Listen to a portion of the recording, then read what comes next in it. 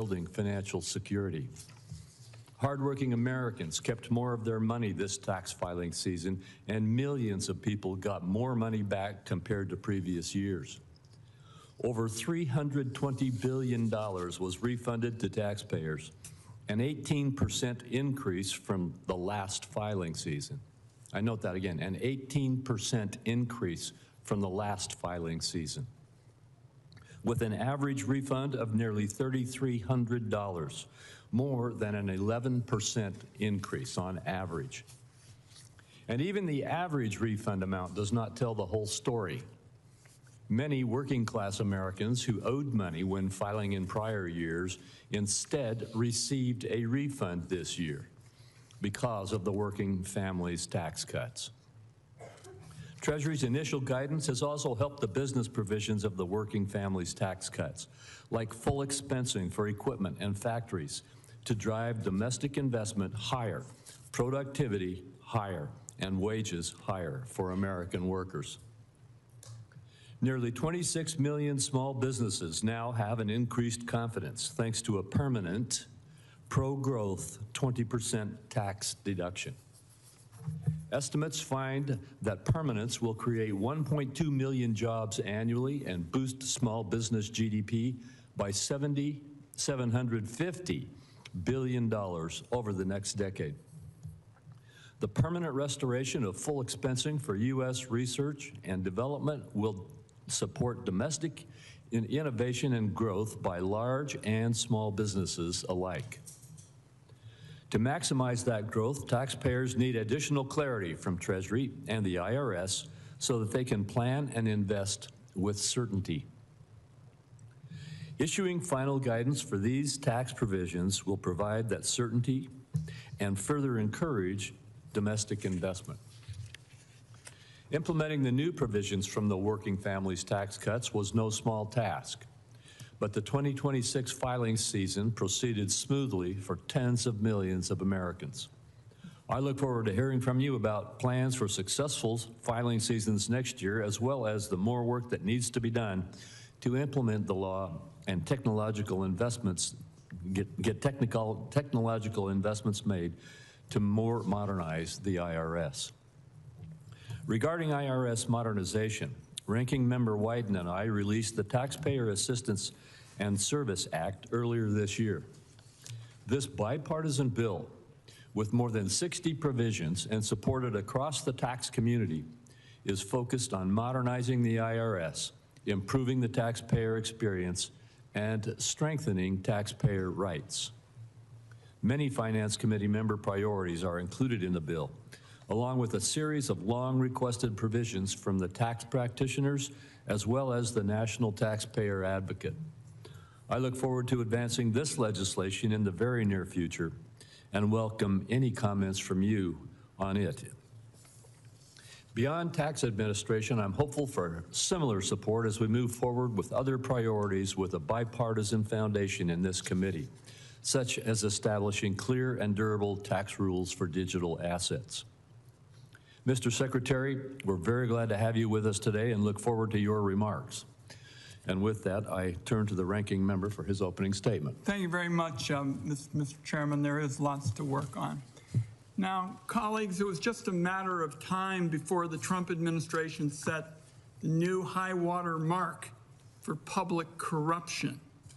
That moment arrived a little more than 2 weeks ago with the settlement of Trump's ridiculous IRS lawsuit. This hearing is the first opportunity for Congress to examine it. So let's start by zooming out to get a full appreciation of how dirty this whole situation has been. Donald Trump sued his own administration for $10 billion over a tax return leak that happened on his watch.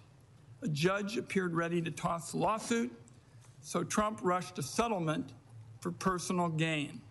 The acting attorney general went out yesterday and said they're not moving forward with the $1.8 billion insurrection slush fund. The other part of this settlement apparently remains in place, and that is the part that presents the biggest direct benefit to Trump. Todd Blanche let Trump off the hook for potentially $100 million in back taxes by canceling what's reported to be a long-running dispute with the IRS.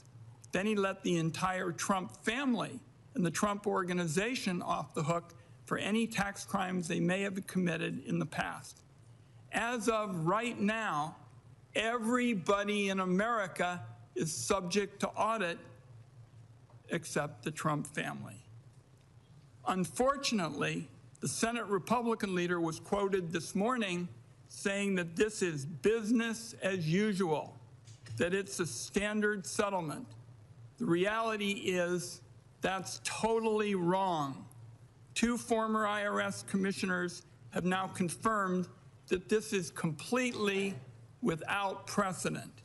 It's the ultimate case of an ultra-wealthy individual living under one set of rules while everybody else lives under another, a crooked double standard that benefits Trump and family. I take it as an admission of his own guilt when it comes to tax cheating. Trump and his family have been stuffing every dollar they can grab into their own pockets. If everything was on the level, it seems to me he wouldn't need Todd Blanche to get the IRS off his back. Secretary Bessent owes the committee an explanation of what the Treasury knows about the dirty settlement. That's because his department was involved from beginning to end. Treasury was a defendant and a negotiator in the lawsuit. It was informed by IRS attorneys that Trump had no real case. And it sure looks to me like Treasury's top lawyer quit his job in objection to the settlement. This is an abuse of the IRS that goes way beyond anything that I have any familiarity with. My view is this committee needs to investigate this on a bipartisan basis. Blanche allegedly dropped the insurrection fund, doesn't change that. So what's particularly shocking about a corrupt deal like this is it comes when so many American families are fearful about the economy. I was home last week having 4 town hall meetings in parts of my state that are bright red. And what they talked to me about was the pain of inflation going up, wage growth going down, the job market flattening. The Trump administration doesn't seem to care. Last week, Secretary Bessent was asked during an interview about price increases caused by the Iran war. He said, I quote, "It was less than $200 in extra gasoline costs. All the Democrats want to talk about is beef and gasoline." Now, to me, you might think that a political leader couldn't get any more dismissive of people's economic concerns. But then Donald Trump topped it himself. When asked if Americans' financial situations made him think about ending the war that he started, he said, and I quote, "Not even a little bit." He continued, "I don't think about Americans' financial situation. I don't think about anybody." Mr. Chairman and colleagues, I've never heard a President of the United States talk in such a dismissive way about the hurt of the American people. And then he rambled through his ever-changing goals in the quagmire of a war. No sympathy for struggling families at all from the president. Americans are increasingly spending down their savings and going into debt to get by. The people running the country are ratcheting up the cost of living with wars, tariffs, and cuts to health care and basic services. It's cold comfort to somebody who had to max out their tax credit card to feed their kids that Trump might get his face on a $250 bill. But that's the kind of priority that apparently the Treasury Department is focusing on these days. Even outside of economic matters, the Treasury Secretary is simply out of step with the American people. There's no better example than the fact that there's been a cover-up of the massive file of Epstein's financial records for a year and a half. This is part of the effort I've made. It's the only one to follow the money in the Epstein situation, and yet there's been a denial of access to committee investigators and lying in public about their significance. That subject alone deserves its own hearing. Senate investigators are trying to figure out who paid Epstein for girls, and unfortunately, Secretary Bessent is involved in preventing that from happening. The bottom line in this administration is the machinery of government works to the benefit of Donald Trump before all else.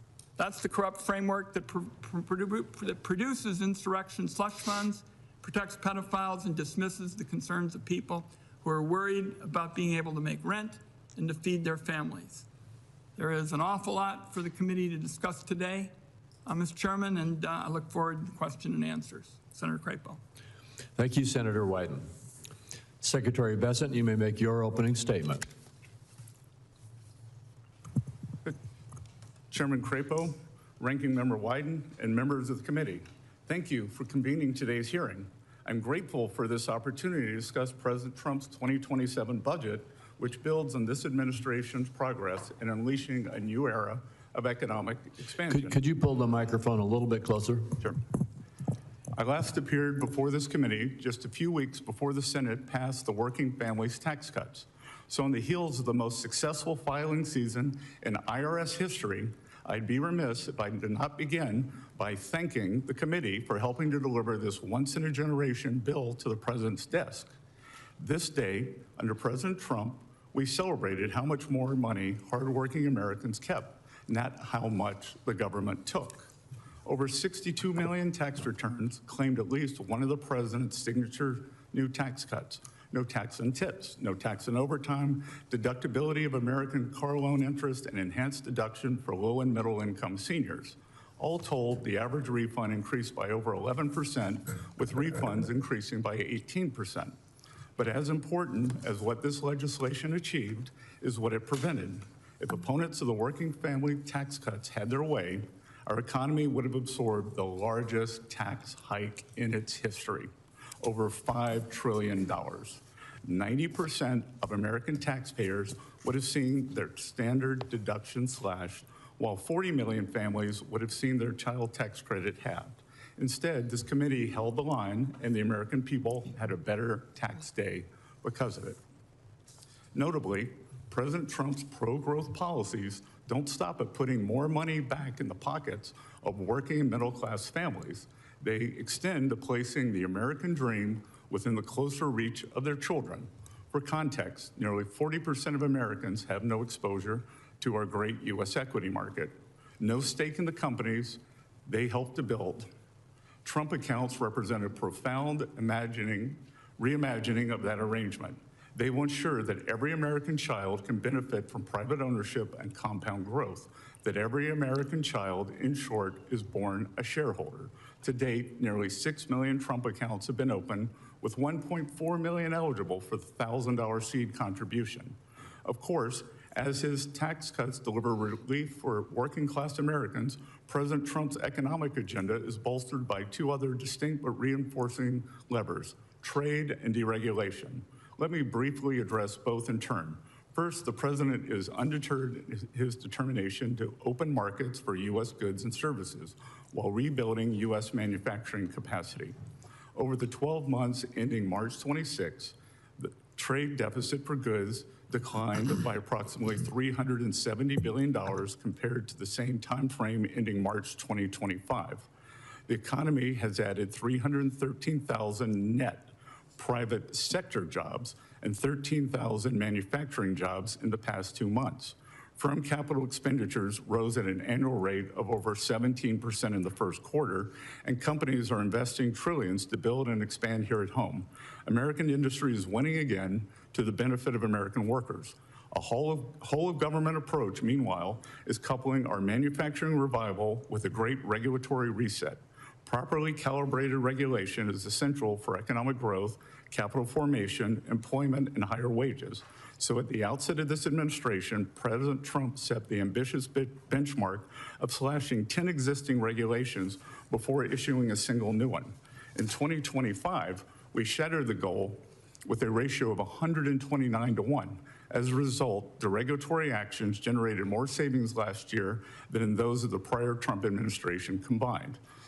Separately, any one of our initiatives on trade, tax cuts, and deregulation would be substantial. Taken together, they are transformative. Before President Trump took office, our trading partners exploited America's markets, our regulatory state smothered businesses, and our tax code was poised to punish workers and job creators. Today, his policies are driving lower taxes, bigger paychecks, and broader prosperity. So I thank you on this committee for its partnership in this critical work, and I look forward to building upon our stride through the President's budget for the year ahead. Thank you. And I had hoped to keep this, in terms of the economy, Senator Wyden has mendaciously slandered the Treasury building in an attempt to cover up his son having an investment meeting with Jeffrey Epstein to ask for funding. Thank you. Mr. Chairman, Yes. let's be clear here. Nobody is interested in the ramblings of a capo in the most corrupt regime in American history. We want to get some facts about this deal. That's what we're here for. Thank you. Well, thank you, and I will ask my questions first today. And we would like to hear what Adam Wyden and Jeffrey Epstein talked about. Your son's largest investment position was Rick's Cabaret. So did your son and Jeffrey Epstein talk about pole dancing as he begged him for money using your limited credibility? Should I just proceed?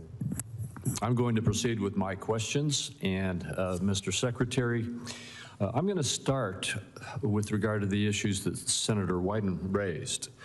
There have been a lot of accusations about the settlement agreement between the President and the IRS over the leak of his tax returns. On Monday, the Department of Justice announced that it would abide by the district court's ruling in joining the creation or operation of the Anti-Weaponization Fund that was established under the settlement agreement. Yesterday, Acting Attorney General Todd Blanche announced at a hearing that we are not moving forward with the fund, period. With respect to other parts of the settlement agreement, I'd like to give you the opportunity to set the record straight. Understanding that there is ongoing litigation, what can you share with us about Treasury and the IRS's role in the settlement agreement? Specifically, since IRS CEO Frank Bisignano signed the settlement agreement, what can you share with us about Mr. Bisignano's role in reaching that agreement? Thank you for the question, Mr. Chairman. As we've done throughout this matter, the Department of Treasury is following the direction of the Department of Justice. And as you noted, Acting Attorney General Todd Blanche testified yesterday that the government will not be moving forward with the fund. We intend to comply with that direction. I do not have any additional details into what that means at this time, but I will note that even with the Acting Attorney General Blanche's statements yesterday, this matter is still subject to ongoing litigation, so I'm unable to comment further on it. As with all department litigation, the Department of Treasury and the IRS were represented by the Justice Department, so any additional questions about the settlement or the fund should be addressed to the Justice Department and Acting Attorney General Todd Blanche. Thank you, Senator. All right, thank you. With regard to the working families tax cuts, affordability remains top of mind for families across this country. Last summer, Republicans acted to prevent what would have been the largest tax increase in American history and delivered meaningful pro-growth tax relief through the working families tax cuts, providing much-needed support to American workers and families. Can you talk about Treasury's work so far to implement this groundbreaking tax relief, and what parts of the law do you view as the most helpful in addressing affordability issues? Thank you, Senator. Since the working families tax cut was passed in record time on July 4th, I would describe the benefits as a barbell. On one side, we have seen for American business the immediate expensing of capital goods and factories, which have led to more jobs and construction jobs. On the other side, we have seen the president's signature policies: no tax on tips, no tax on overtime, reduced taxes on Social Security, and deductibility of American-made cars on the loans for those. 99% of the filers claiming any of those four deductions had incomes under 200,000, 90% had incomes under 100,000. We saw record tax refunds, and we are not able to measure the delta in the refunds because we can only calibrate someone who had gotten a refund the year before, so that we cannot calibrate if someone had paid in. And as I have traveled across the country, many people have said, paid a substantial amount last year, I've gotten a very large refund this year, and I think very importantly too, the certainty that our small businesses have gotten. Thank you. The Senate Finance Committee is engaged in productive bipartisan discussions on the taxation of digital assets. As the digital asset industry continues to grow and evolve, there's an increasing need for durable, common sense rules of the road that provide certainty for taxpayers, support innovation, and help ensure that the United States remains competitive in the global digital markets. Does Treasury support congressional efforts to develop comprehensive digital asset taxation? And in your view, what are the risks of continued inaction, both in terms of taxpayer compliance and America's ability to remain competitive in the rapidly growing digital asset economy? Senator, since President Trump issued his executive order, Treasury has been working tirelessly to implement the action on digital assets. We saw Congress pass stablecoin legislation, Clarity Act, which I would encourage everyone to get behind. Is very necessary to bring U.S. best practices onshore. And we work tirelessly in terms of custodying these assets and keeping them, making the U.S. the innovation capital of the world. Thank you very much. My time has expired, and I encourage all my colleagues to note when their time expires. We want to keep moving expeditiously. Senator Wyden. Thank you very much, Mr. Chairman. Secretary, yesterday, Acting Attorney General Todd Blanche indicated that the administration is not moving forward with the slush fund, but there's been no indication of what this means for the Trump alleged IRS audit immunity.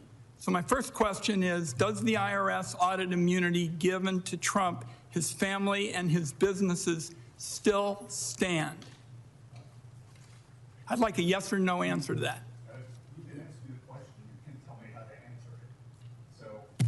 So, I got five minutes. I'm going to use them for these questions. You're using up your time now, sir. As I said, I am unable to comment with this ongoing litigation. Okay. So that we understand what's at stake here. This immunity deal is the biggest scam against the taxpayer in American history. And Americans are going to pay taxes, and Trump and his clan won't. So we'll start with that. Now, my second question is, every president's tax return gets audited, Mr. Secretary. Who originated the May 19th addendum canceling Trump's audits? Was it Trump, DOJ, or Treasury? Again, sir, as Albert Einstein said, doing the same thing and expecting a different answer is the definition of insanity. You've given no answers on this subject, and that's why I'm going to ask these questions. And because, as I said, there's ongoing litigation. Does the DOJ have the authority to settle a tax dispute unilaterally? The DOJ acts as the attorney for Treasury and the IRS. So the tax code says the DOJ can only settle a tax dispute if you, the Treasury Secretary, first deferred the dispute to DOJ in the case we're talking about. So here, Trump, his kids, all of the business entities they own, potentially thousands of tax returns, and unless you referred every single one of those tax returns to DOJ, the addendum is invalid, or the Treasury and the IRS believe have been more involved in this scandal, as far as I can tell, than you've led us to believe. So I'm going to keep digging into the timetable here. Career IRS attorneys wrote a 25-page memo preparing defenses against Trump's lawsuit, and they recommended DOJ move to have Trump's lawsuit dismissed.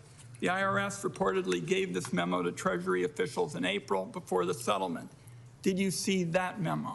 Again, there's continuing litigation, and I'm unable to answer. Will you provide this committee with a copy of the IRS memo? Again, sir, there's continuing litigation. Mr. Chairman, I'm going to continue my questions, but I would like to ask you now to authorize a 6103 waiver and for Mr. Bessent to waive the attorney-client privilege, which I guess is part of what he's up to. I will not, I'm not quite sure what you're asking, but I will not agree to ask him to waive his attorney-client privilege. It's the way we're going to get to the bottom of it, is to have the committee look at these matters in a bipartisan way, and I'm just going to continue with the questions that highlight my argument. The Biden administration prosecuted Charles Littlejohn, the Booz Allen contractor who leaked Trump's tax returns. Booz Allen, which helped with the prosecution, held contracts with the Treasury Department for years. 3 days before Trump filed his lawsuit this year, you abruptly canceled all the contracts. It is hard to see that timing be a coincidence. Did you know in advance that Trump was going to file a suit against the IRS? I did not. All right, I've written to you twice asking for records related to this decision. Both times you refused. I'll ask again. Will you send the committee all records documenting this decision so we can review this in a bipartisan fashion? Again, there is ongoing litigation, and Senator, how we got here was a violation of President Trump's 6103 rights. And it wasn't just President Trump. There were 400,000 tax returns that were leaked by Mr. Littlejohn. And I will point out that Mr. Littlejohn was not prosecuted to the fullest extent of the law. He was eligible to be prosecuted on 3 counts. The Biden administration chose light touch and only prosecuted him on 2 counts. We're going to continue these questions, and I come back to my point, Mr. Chairman. We need you to support this 6103 waiver so that this committee on a bipartisan basis can look into a matter like this. When you're talking about the President of the United States, it doesn't get any more important. And I'll just close my opening effort to try to ferret out the facts here, Mr. Chairman, by saying, Mr. Secretary, this whole settlement, in my view, is the most brazen abuse of power ever in our history. And as of now, every American is subject to audit except Donald Trump and his family. I think that's absurd, and you've been dodging questions. Each one of these, you had a legal argument for saying nothing. And I suspect you cleared the way for Trump's lawsuit when you canceled the contracts, and I suspect people right up to the highest level of the Treasury Department had a hand in crafting this unbelievably corrupt gift of a settlement. And I just want it understood, colleagues, I want to work with every senator on this committee to get to the bottom of this, because we aren't getting the facts. And the Secretary, in spite of the fact that he owes answers to the American people, is just dodging and bobbing and weaving. Thank you. Senator Grassley. I'm going to start first with a comment and a commendation to the department in regard to a program that Senator Wyden and I have been involved in, and I think the department's doing the right thing, but I think you're getting pressure to change. So I want to commend you and the IRS for protecting the integrity of the conservation easement deduction by holding those engaged in abusive syndicated conservation easements, hold them accountable. These abusive transactions generally rely on highly inflated appraisals that result in taxpayer investors saving $2 in taxes for every $1 spent. So to be perfectly clear, these arrangements perverted a charitable deduction to turn a significant profit. In 2020, Finance Committee report that details Senator Wyden's and my investigation of these arrangements clearly shows that both the promoters and the taxpayer investors understood them to be tax shelters. So I encourage you and the IRS to stand by recent settlement offers and ignore those who I think are lobbying you to water it down. Good. Thank you for your comments, Senator. In 1981, at the time of growing deficits and elevated inflation, Fed Chairman Paul Volcker advised Congress to cut spending and to pursue pro-growth policies. He urged Congress to focus on reforms that would incentivize Americans In his words, to invest, to save, and to work. The Working Families Tax Cut Law adhered to the Volcker approach. It reduced spending by over $1 trillion while making provisions of the 2017 tax law focused on spurring domestic investment permanent, like full expensing for new factories and factory improvements. How important has the working family tax law been in terms of promoting economic growth, job creation, and wage growth? Senator, it has been essential to the success that we have seen. For the past 4 quarters, the U.S. economy has grown at 2.6%, and that is despite the Democratic government shutdown in the fall, and that is despite the Iranian conflict, which will make our country safer. And what we are doing on the household side, as I said, almost 50% of the tax returns we received had one of the president's 4 signature policies. On the other side, the pro-growth, the tax policy for our corporations, immediate expensing of capital equipment, of structures, including farm structures, and the 100% expensing for R&D, and certainty, Senator. It is the certainty that allows both big and small businesses to be able to plan for the future, for hiring, for capital expenditures, and it is this capital stock and investment that generates high after-tax returns and increases productivity, and if productivity increases, or what increases real standards of living, sir. This will have to be my last question. You've been a proponent of targeting annual deficits of 3% of GDP, which roughly aligns with the post-World War II average. During the last 2 years, the Biden administration, we saw a deficit of 6.2% and 6.3%. In 2025, President Trump's first year in office, a deficit came in at 5.8% of GDP. How does President Trump's budget and deregulatory agenda ensure the annual deficit stays on a downward trend towards that 3% that you advocate?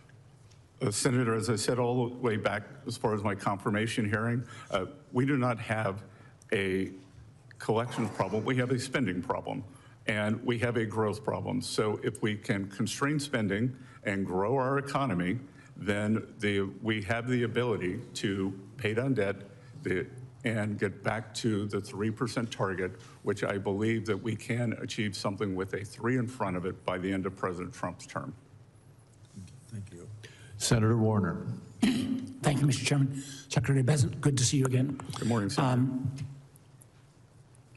Yesterday, the administration took an action that, again, I thought I could no longer be surprised, but I was surprised.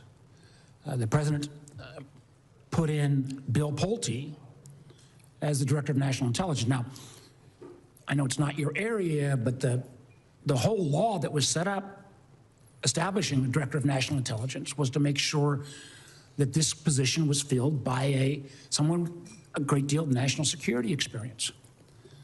Now, Mr. Pulte currently is within your domain. Do you know, does Mr. Pulte even have a security clearance? Senator, I do not. Okay.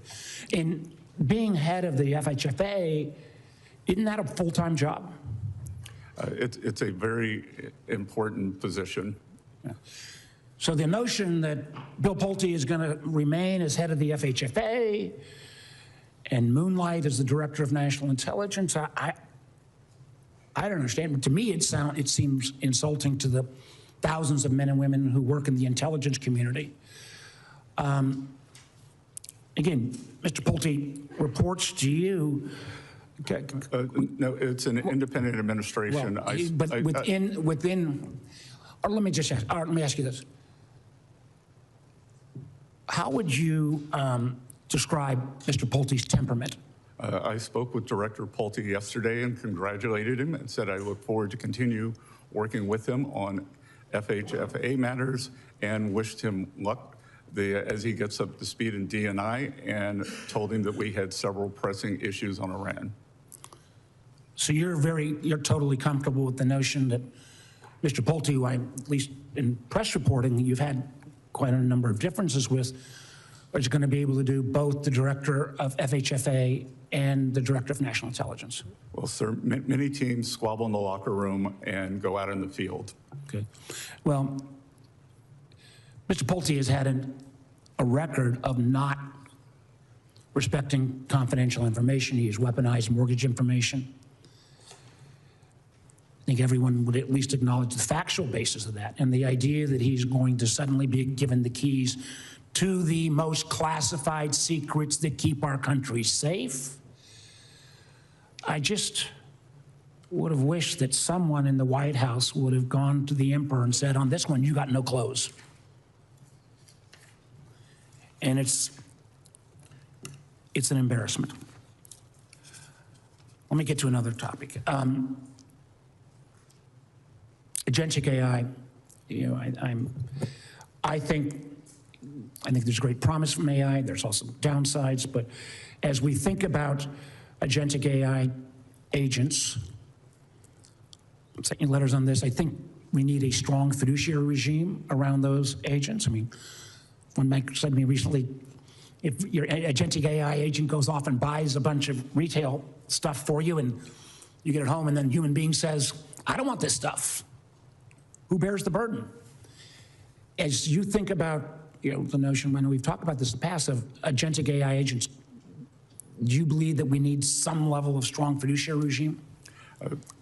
The president's executive order yesterday, I think, strikes a very good balance between innovation and safety, because that is a calculus we are trying to optimize for. I've been in contact with all of the large language model labs. I was in San Francisco on Saturday meeting with them, and we have convened at Treasury, we have convened the largest banks, and they are working diligently on their standards, because by their nature, they have the strongest cybersecurity departments. I think that the rest of industry can learn from them. Well, again, we may agree to disagree. And the notion that it's simply voluntary regime, fiduciary duty would imply some duty. I've talked to many of the banks. They think with Mythos, they are totally unprotected.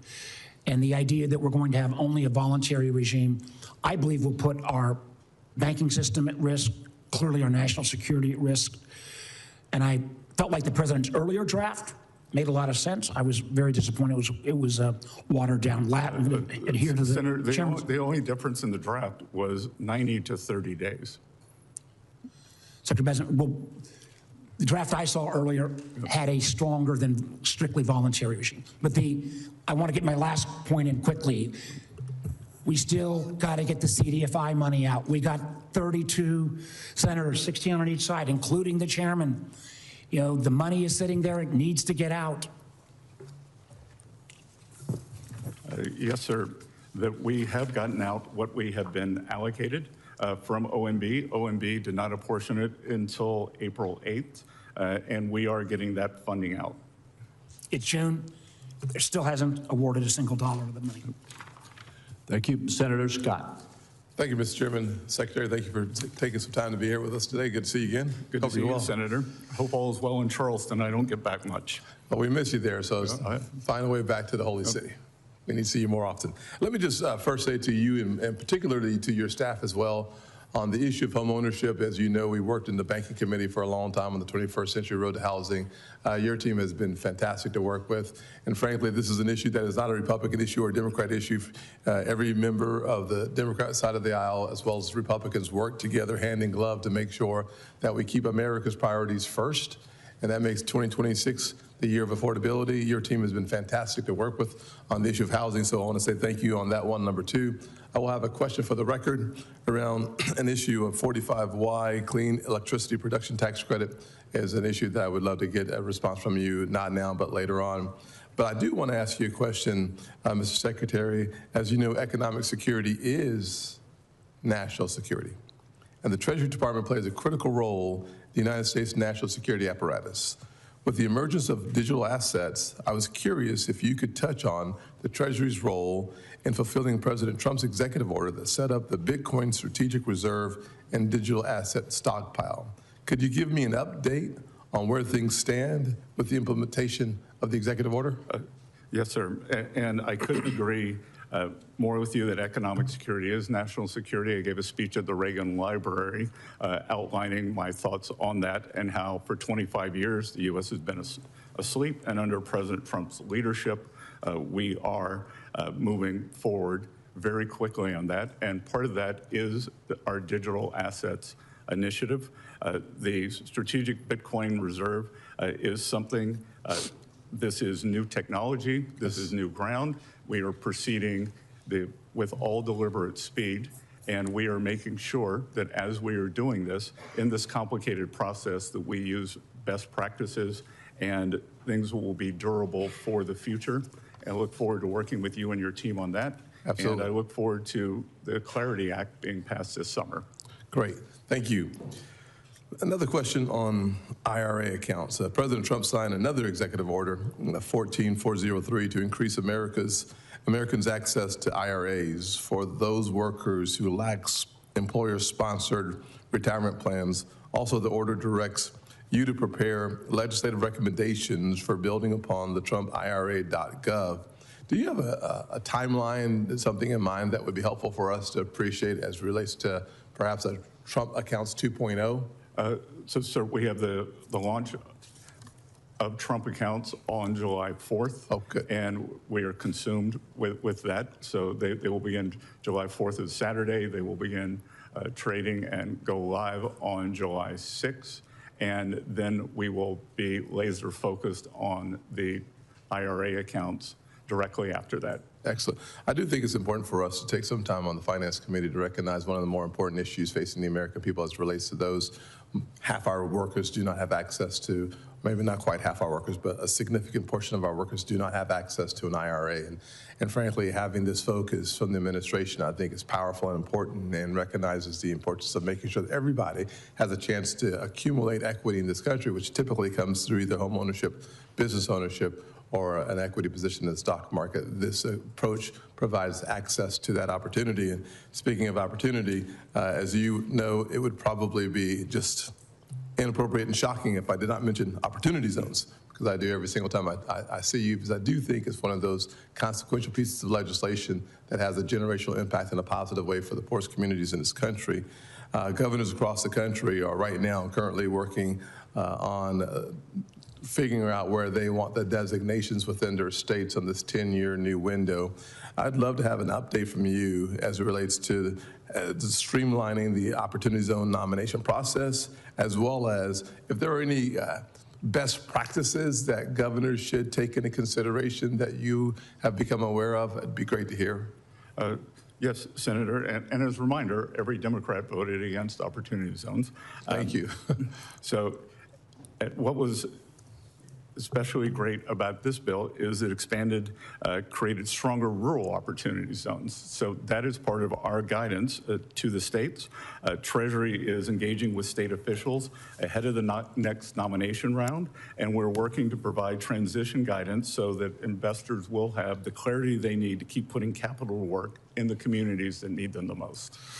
Well, Mr. Chairman, I know I have 2 seconds left, so I'll use those 2 seconds pretty quickly here. Here's a bipartisan piece of legislation not supported by my friends on the other side, but every mayor that I've run into around the country, blue or red, love opportunity zones. Thank you. Yes, and Senator, several of your colleagues from the other side of the aisle have called me because they were distressed that their state may be losing an opportunity zone, and I pointed out that they had voted against them, but because of your goodwill, we would be working with them. God bless you. Yes. We all love opportunity zones. Senator Hassan. Well, thank you, Chair Crapo and Ranking Member Wyden, for holding this important hearing. Good morning, Secretary Bessent, and thank you for testifying. Good morning. I want to start with a question that I think should get bipartisan support. The Treasury Inspector General for Tax Administration recently said that the Treasury could prevent $1 billion in fraud if Congress moved up certain deadlines for businesses to file information returns. This would help give Treasury the information it needs earlier in the year to stop fraudsters from stealing taxpayers' identities and their tax refunds. Will you commit, sir, to working on a bipartisan basis with members of this committee to advance this proposal and help the Treasury stop identity theft and fraud? We look forward to working with both sides of the aisle on that, Senator. Thank you very much. And just an observation, Mr. Chair, there's been discussion of a so-called settlement of a lawsuit between the president and the IRS. I just want to note that the so-called settlement is being challenged because of collusion, it appears, by the president and the IRS, to the point where I'm not sure a settlement agreement actually exists because a court is considering whether this is a legitimate lawsuit to begin with. But what the acting attorney general did say yesterday was that despite the slush fund being off the table, at least for now, that the grant of immunity for tax liability to the president and his family still was going to be on the books. So this is a sweetheart deal for the president. It apparently is still going forward unless a court puts a stop to it. And I think it's going to be important for the secretary to level with the American people about how much this sweetheart deal will cost them. Some news reports suggest it's at least $100 million. Just off the top. Now, Secretary Bessent, in May, the president said that he does not think about Americans' financial situations. Do you think about the financial situation of the American people? I do, and as the ranking member distorted my statement, as he often does, I had prefaced my statement with, we understand that these are challenging times for the American people, that we will get over this, and that at present, the average household has paid about $200 more in gasoline. Well, we think about this every day. Well, I'm glad that you do. Do you think your boss should too? I believe remarks were taken out of context. But here's what he said. He said, quote, I don't think about Americans' financial situation. I don't think about anybody. So I'm asking you, that's the direct quote, do you think about how the American people are paying more for gas, groceries, and utilities, since the president clearly said he didn't? And you speak with the president regularly. Are you trying to tell him the truth about how much costs have increased for the American people? Well, Senator, I'm going to have to disagree with you on some of that, because I have groceries are going down. And to be clear, since President Trump took office, food prices, or as many people like to call them, groceries, food at home in the statistical data, is up 2.5%. When's the last time you were in a grocery store? Because my husband and I were just in one. And look, the average Granite Stater, is paid, let me be clear, the average Granite Stater has paid $3,000 more since Donald Trump took office for basic goods and services. Meanwhile, the country lost 100,000 manufacturing jobs in 2025. So do you tell the president this information or not? Again, Senator, except for inflation, which is, I believe, going to be a short-term blip, the economic data is very strong. The jobs data has been very strong.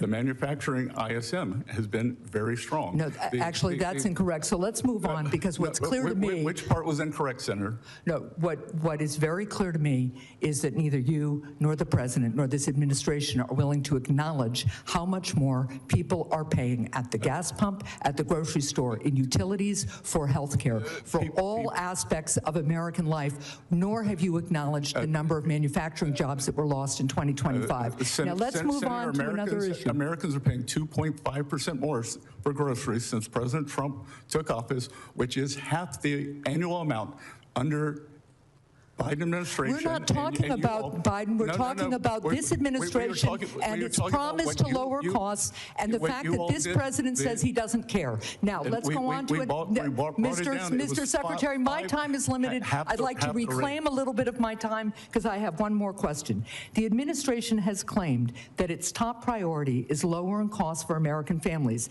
but the president instead continues to pursue vanity projects at a significant cost to taxpayers. He requested a $1 billion for the White House ballroom, spent $45 million on military birthday parade, proposed a $100 million arch at Memorial Circle, and now Treasury is planning production of a $250 bill with his face on it. Mr. Secretary, how does the president's requested $1 billion ballroom or all of these other vanity products lower costs for American families or help constrain spending?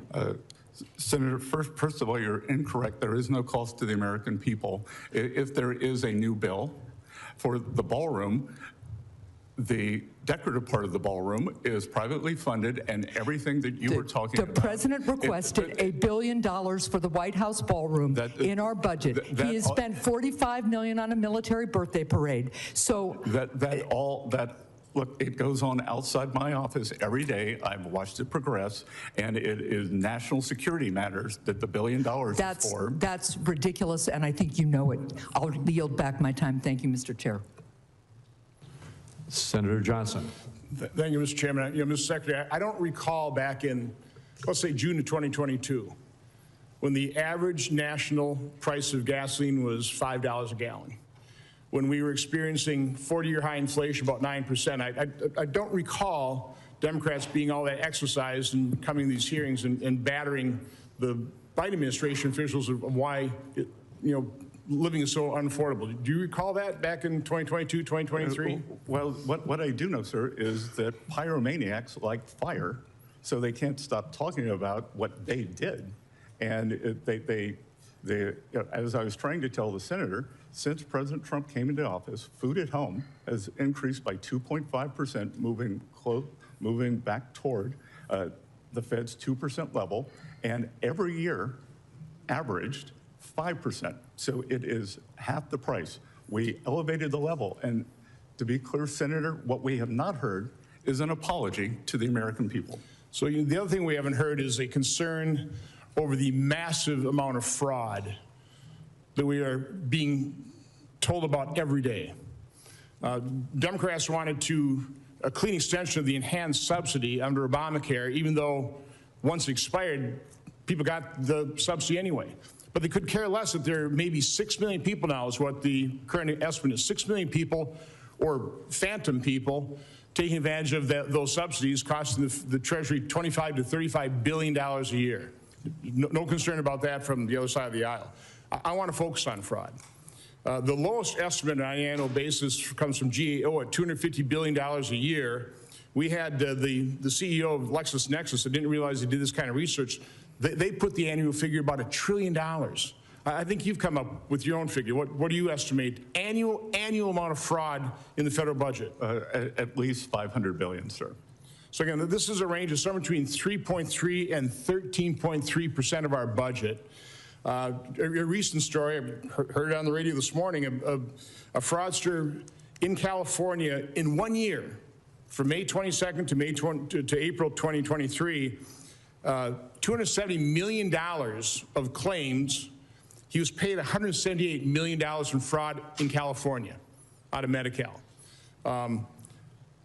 Do you have any idea how much, okay, he's been prosecuted, he's been convicted. Do you know how much of that $178 million was recovered? Sir, what I can tell you is once the money goes out the door, it's very difficult to recover. The best way to prevent the fraud is to prevent it before it goes out the door. And Senator, I will tell you, the other heartbreaking part of this is I did a round table in greater Minneapolis, and there were several owners of autism clinics there, valid clinics, who are having trouble getting funded, and they are doing the right thing for these families and for those children. Right, so the fraud prevents the money going to the people who truly need it. It's really intended for. And that's my point. I don't think this is up to date, but it's the most recent figure we have. The Department of Justice publishes their list of indictments and prosecutions. About $4.7 billion is being prosecuted out of a total of somewhere between $250 billion and $1 trillion in fraud. So I know Dr. Oz suspended payments to, 400 hospice centers in California? In Los Angeles has a third of all hospice centers. They suspended payment to 400, and not one of them complained. Why wouldn't one of those 400 hospice centers not complain about losing their funding? Again, Senator, we could speculate that it's fraudulent. And the key here, Senator, is transparency. We need to be able to see where this money is going. For everything that went on in Minneapolis and Minnesota, there was transparency. There was a list of the Laring Center. You were able to see, receive this much. This is the address. These are the people. But Democrat government officials ignored that transparency, didn't they? It was right. They had access to it. They ignored it. Well, they ignored that, but in many states, like New York State, Illinois, they refuse any level of transparency. I believe that's true of the governor of Wisconsin as well, refusing to turn over records on, some of the welfare benefits that Wisconsinites get, correct? Should be a bipartisan issue, sir. So what can you do? I mean, to prevent it? I mean, Dr. Oz obviously just suspended payments. I'd imagine you're somewhat limited there. I mean, I know Vice President Vance has got a fraud task force. We've got to get our arms around this, and we're not going to get any help from the other side of the aisle, so it's going to have to be done through executive action. What can you actually do? We are supporting Vice President Vance in this task force. There has been a new Assistant Attorney General appointed to do this, and this is an all-of-government effort by the Trump administration. Well, we wish you luck. It's crucial. Thank you, Mr. Chairman. Thank you. Senator Whitehouse. Thanks very much. Secretary, welcome. Have you identified any precedent in Treasury or IRS history for the agreement not to audit, investigate, or pursue any tax claims against the Trump family or businesses? I can't identify any precedent where 400,000 tax returns, including the people you just mentioned and all of their employees, were leaked in a violation of one of the most sacred duties of the IRS. So let me cut to that then. Senator. The leak was by a contractor.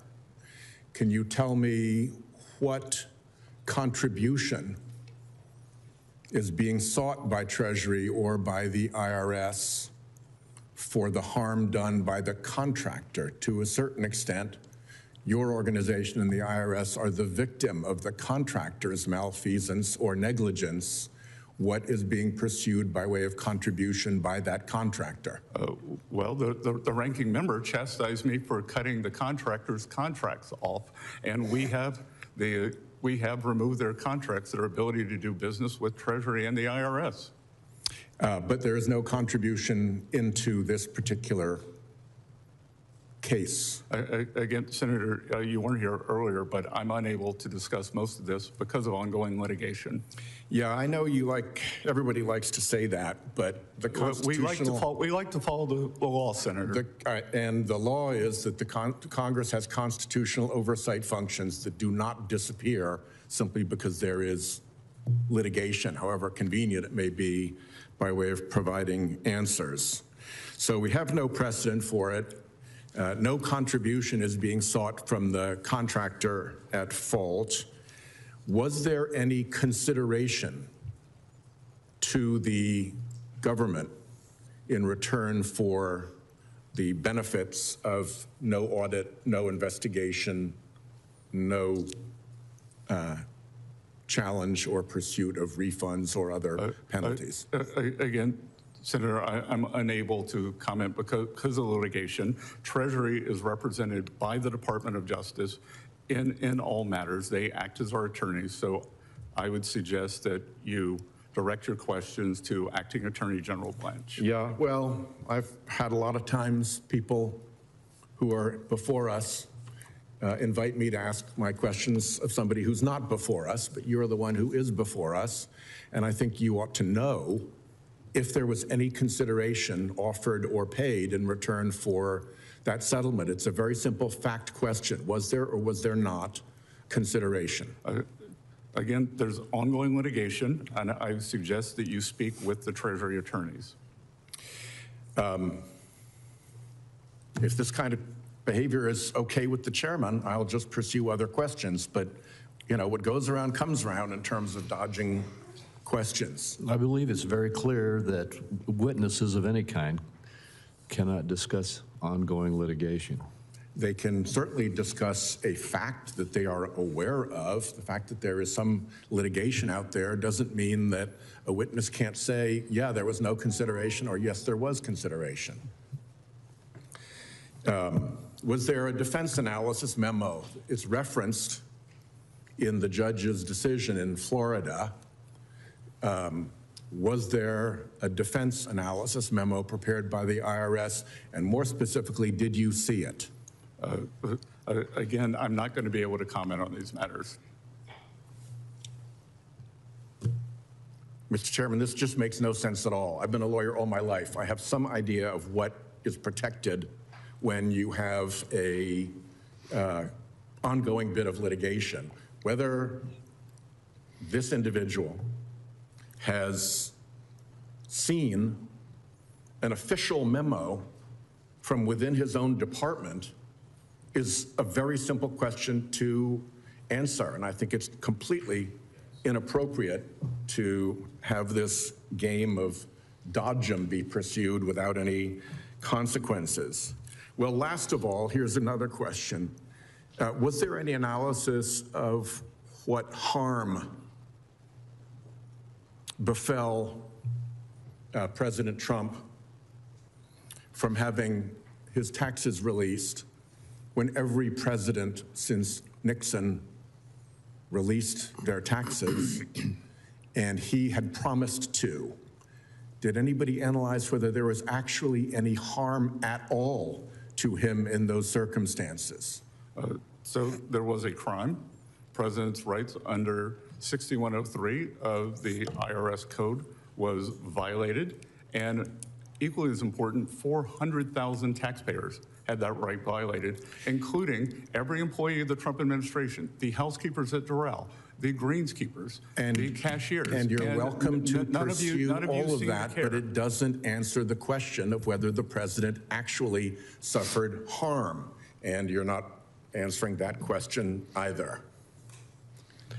Senator Cortez Masto. Welcome, Secretary Bessent. Let me ask you this on a separate subject. Federal law prohibits the image of a living person from appearing on a U.S. currency, and that includes the President of the United States. Isn't that correct? That is correct, Senator. Thank you.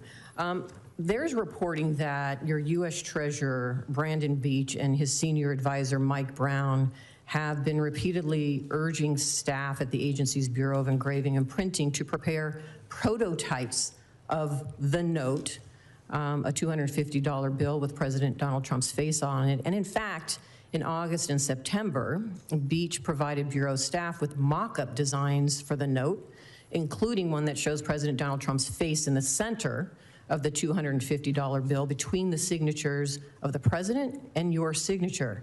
It is also reported that the artist who said he designed the mock-up told the Post that he had spoken with Trump about it.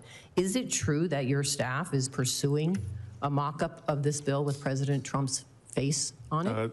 That was in coordination with pending legislation in the Congress to change the requirement that a person must be deceased to be on the currency. So you're acting before legislation has even passed to authorize it, is that correct?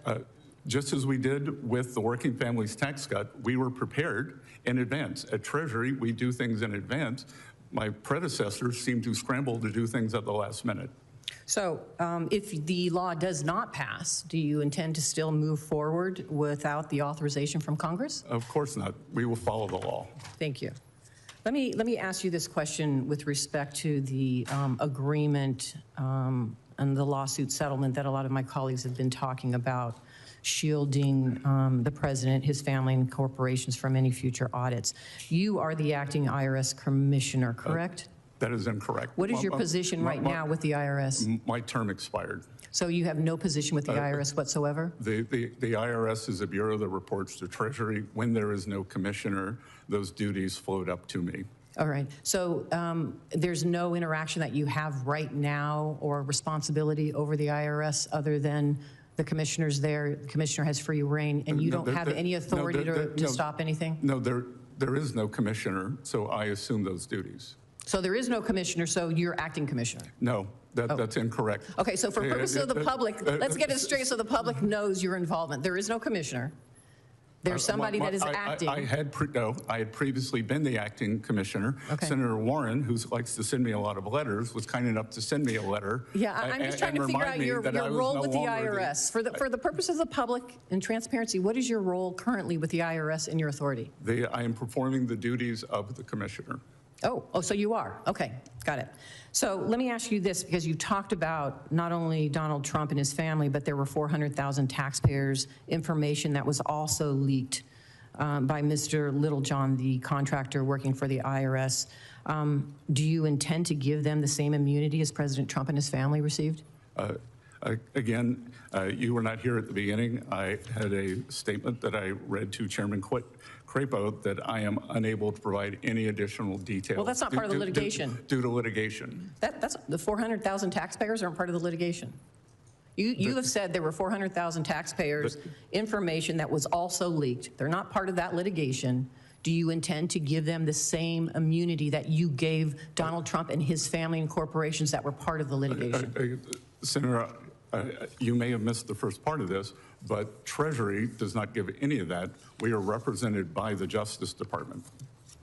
That's right. You're the acting commissioner. As acting commissioner, you had said earlier you had concerns about those 400,000 taxpayers whose documents were leaked by an independent contractor with the IRS. If you have concerns about those 400,000, do you intend, as acting or your whatever role it is you have as the IRS commissioner, do you intend to give them the same type of treatment? Well, we will follow the instructions and the settlement by... That was not part of the settlement. That was not part of the settlement. So clearly, let me just say, that was not part of the settlement. It's been very clear you're dodging this and you're trying to use it as an excuse. That's just outrageous on behalf of the American public. So let me just move on. And that I will follow the law as an excuse, Senator? When you were going through your confirmation process, you stated that your goal was to get the federal budget deficit to 3% of GDP by the end of President Trump's term. However, in the administration's budget proposal for this year projects a deficit of over 5% of GDP by 2029.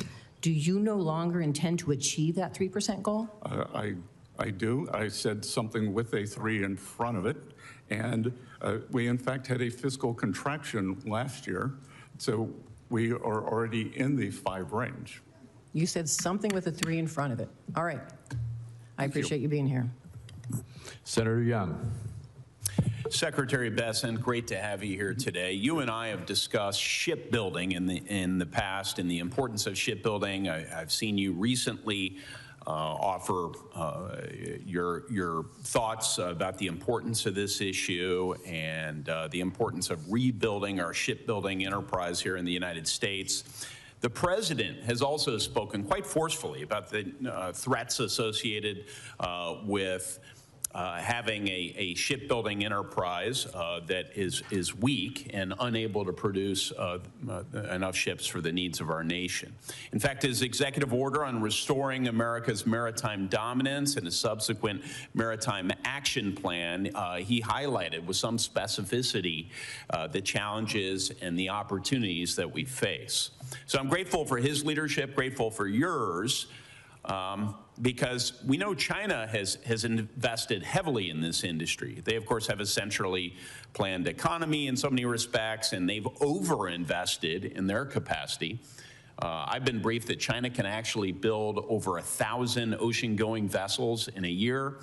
The United States built one last year, one ocean-going commercial vessel. For those who are skeptical of industrial policy, and I think that's a healthy skepticism, there's a reason we don't have a centrally planned economy, but from time to time, you need to deviate from the catechism. Adam Smith himself, the father of free market economics, identified shipbuilding as the one industry that a maritime nation cannot be allowed to have offshore. So you and several other members of the cabinet, Mr. Secretary, have highlighted this need to restore our maritime industrial base. But we know we can't do it without giving the President of the United States additional authorities, resources and authorities he needs. And that is why Congress, in a bipartisan way, needs to pass the Ships for America Act and pass it now.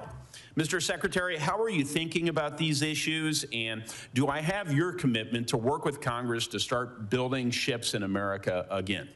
So, Senator, as you know, President Trump signed an executive order to restore U.S. maritime capacity. I gave a speech at the Reagan Library on Friday where I talked about the critical industries that we needed to reshore, and top of mind there was the shipbuilding industry. And as important as the industry is the reservoir of knowledge that we have, should we get into a great power conflict. That's exactly it. We literally don't have, because of cheerful scenario planning in the future, we haven't thought through how we're going to repair all our Navy vessels and, if necessary, build new Navy vessels in a time of a long war scenario. Long war is a war that might exceed just a couple of months. So it's an acute issue. I agree with you, Mr. Secretary. So, Senator, we look forward to working with you to connect industrial capacity, logistics, resilience, and we want to work with you and your team toward this end. That's highly encouraging. I'll take you up on that, sir.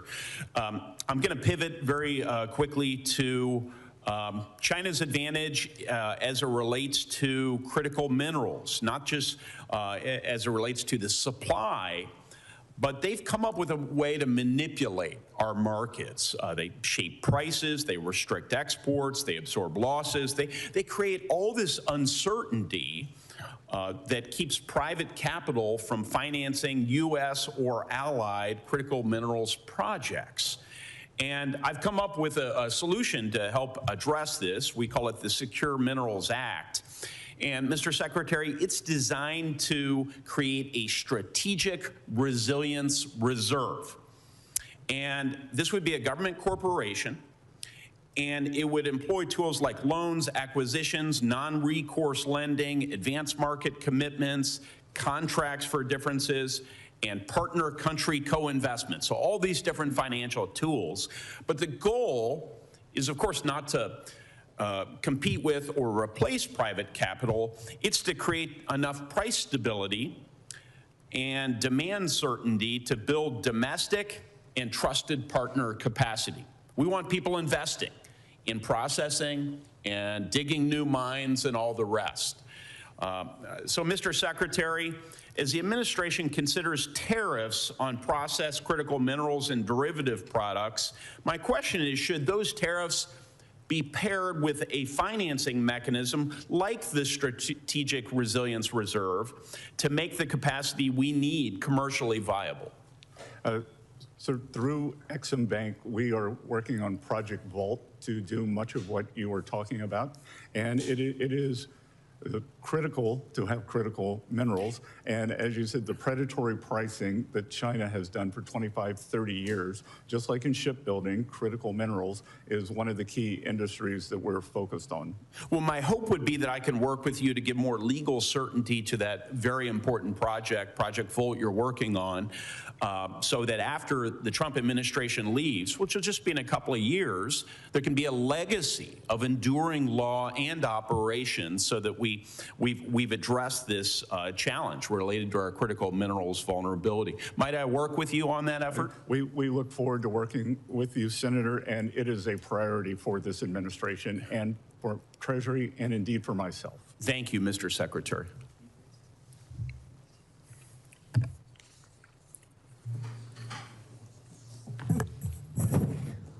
Steve, are you ready? You want to go with him? Senator Daines. Mr. Chairman, thank you. Secretary Bessent, it's good to have you here this morning. Good to see you, Senator. Grateful for all you are doing. A steady hand of wisdom there in the West Wing as you are working and solving some of our difficult challenges we face as a nation. So thanks for your service and appreciate you being here today. And I want to start by emphasizing how pleased I was when I saw the IRS's settlement offer for taxpayers involved with conservation easement tax disputes. For years, I've been sounding the alarm here on Capitol Hill on the abusive, syndicated conservation easements that falsely were claiming a charitable donation solely to turn a profit. And I'm an avid outdoorsman, guy from Montana, protecting our farmers and ranchers and championing conservation is one of my biggest priorities as I represent the state of Montana here the past 13 years. I know this is a shared priority for you in this administration, which is why I commend you for your help in implementing and enforcing this settlement. So it's a thank you. Good. Thank you. I also want to thank you for your hard work as we worked together over much of the last year on the Working Family Tax Cuts Act that was passed and signed into law. We're seeing some great results in Montana. In fact, Montana has received an average nearly $3,600 tax cut on their tax return this year, and about 105,000 Montana small businesses will benefit from permanent tax relief through that 20% pass-through deduction. And we know the pass-through side of the equation actually supports more jobs than the C-Corp side. So we did something here that's going to be helpful to create more jobs and, importantly, job growth and income growth here for so many American people. And Senator, I have very clear recollection of you in the cabinet room expressing to myself, White House staff, the president, the need for permanence. So I think that that will be one of your great lasting achievements once you retire. Well, Secretary Bessent, thank you. And I know we both knew that permanence was an important part of the equation to remove the uncertainty that is oftentimes found in the tax code with expiring tax provisions. And there's enough uncertainty on Capitol Hill, sadly, that happens because of whether it's overreach in regulations or uncertain tax policies. But to take that off the table, I think was one of the great achievements that we faced. But thank you for your kind words.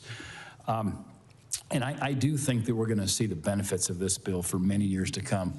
On Capitol Hill, anytime we pass something that's 800 pages plus in length, usually the more you dig into something, the worse it gets, oftentimes with big pork barrel spending bills. In this case, the more you dig into that working family tax cut bill, the better it gets. Sir, the statistics are unbelievable.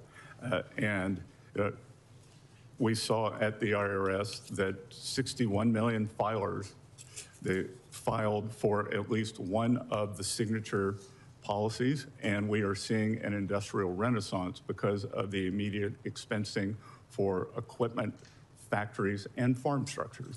Well, it's music to our ears. It's what we predicted would happen. You put that kind of incentive structure in place, and I also believe as we think about our China strategy, having that 100% expensing in the R&D investment to incentivize innovation will be another lasting legacies from what we accomplished together over the course of last year. I'd like just to ask you open-ended question around how passing that largest tax cut, or said another way, preventing the largest tax increase in American history, why by making it permanent is that making the American taxpayer better off? Sir, I believe that as you said, giving great certainty, whether it's to households, small business, or large business, that provides for them to create capital stock, capital spending, and increase productivity. And increased productivity is what leads to higher standards of living across the country. Last question I have is on digital assets. Digital assets have moved from the margins now more to the mainstream. It's been clear that our tax code hasn't kept up. We bear that responsibility now to put a tax structure in place. I'm taking the lead here in the Finance Committee. As many in this committee know, that's why we've been developing now a framework that could give us clearer rules for digital asset taxation. Following the passage of the Genius Act, digital assets are becoming more integrated into our financial system, and I believe are going to play a growing role in our economy and the potential to keep driving investment in the United States. The numbers speak for themselves. The total crypto market cap reached $4 trillion for the first time in history. Stablecoin transaction volume was $33 trillion, a 72% increase from 2024. The number of crypto mobile wallet users reached an all-time high, up 20% from last year. I do believe it's important that we provide some clarity as it relates to tax code, and that's our responsibility here that I'm working on at the moment. The time of the gentleman has expired. Can I finish one final question, if I could? Secretary Bessent, as the administration continues its work in digital assets, will you commit to working with Congress on implementing digital asset taxation legislation, and anticipate that very much be a two-way street? I will commit to that, and tax certainty, as we've seen with every other industry, is the key to innovation. Great. Mr. Secretary, thank you. Time of the gentleman's expired. The chairman's returned. Senator Smith.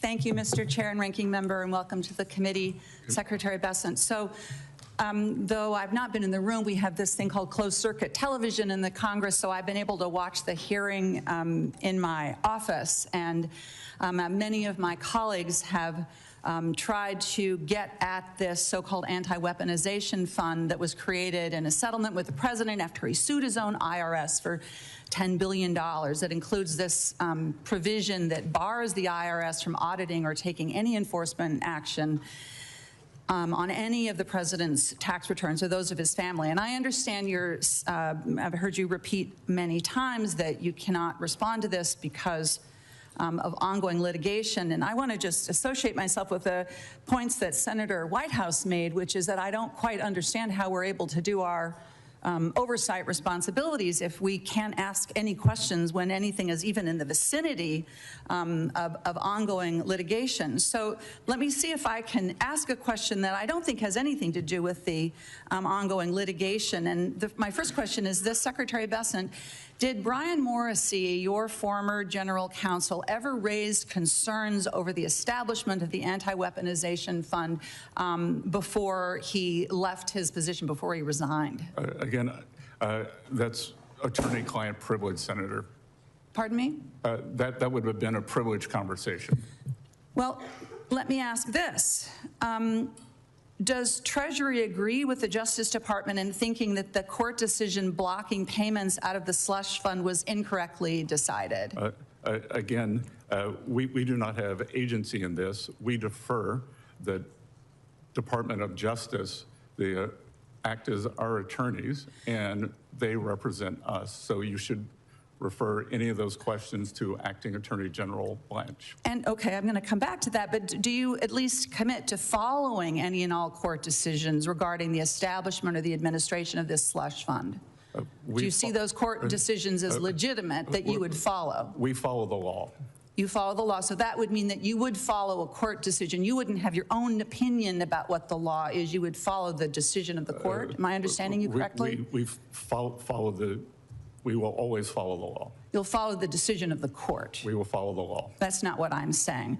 You know, Mr. Secretary, you've said that Acting Attorney General Blanche is representing Treasury and the IRS here. Would you have any, I'm wondering, Mr. Chair, if maybe the committee should call Acting Attorney General Blanche to appear before our committee if Secretary Bessent is unwilling to answer any questions about the IRS, which, as Catherine, my colleague, Senator Cortez Masto, established, is Secretary Bessent is overseeing. I don't expect a response to that, Mr. Chair, but I ask a question just reasonably. How are we going to find answers to these questions if we can't get them from the Secretary?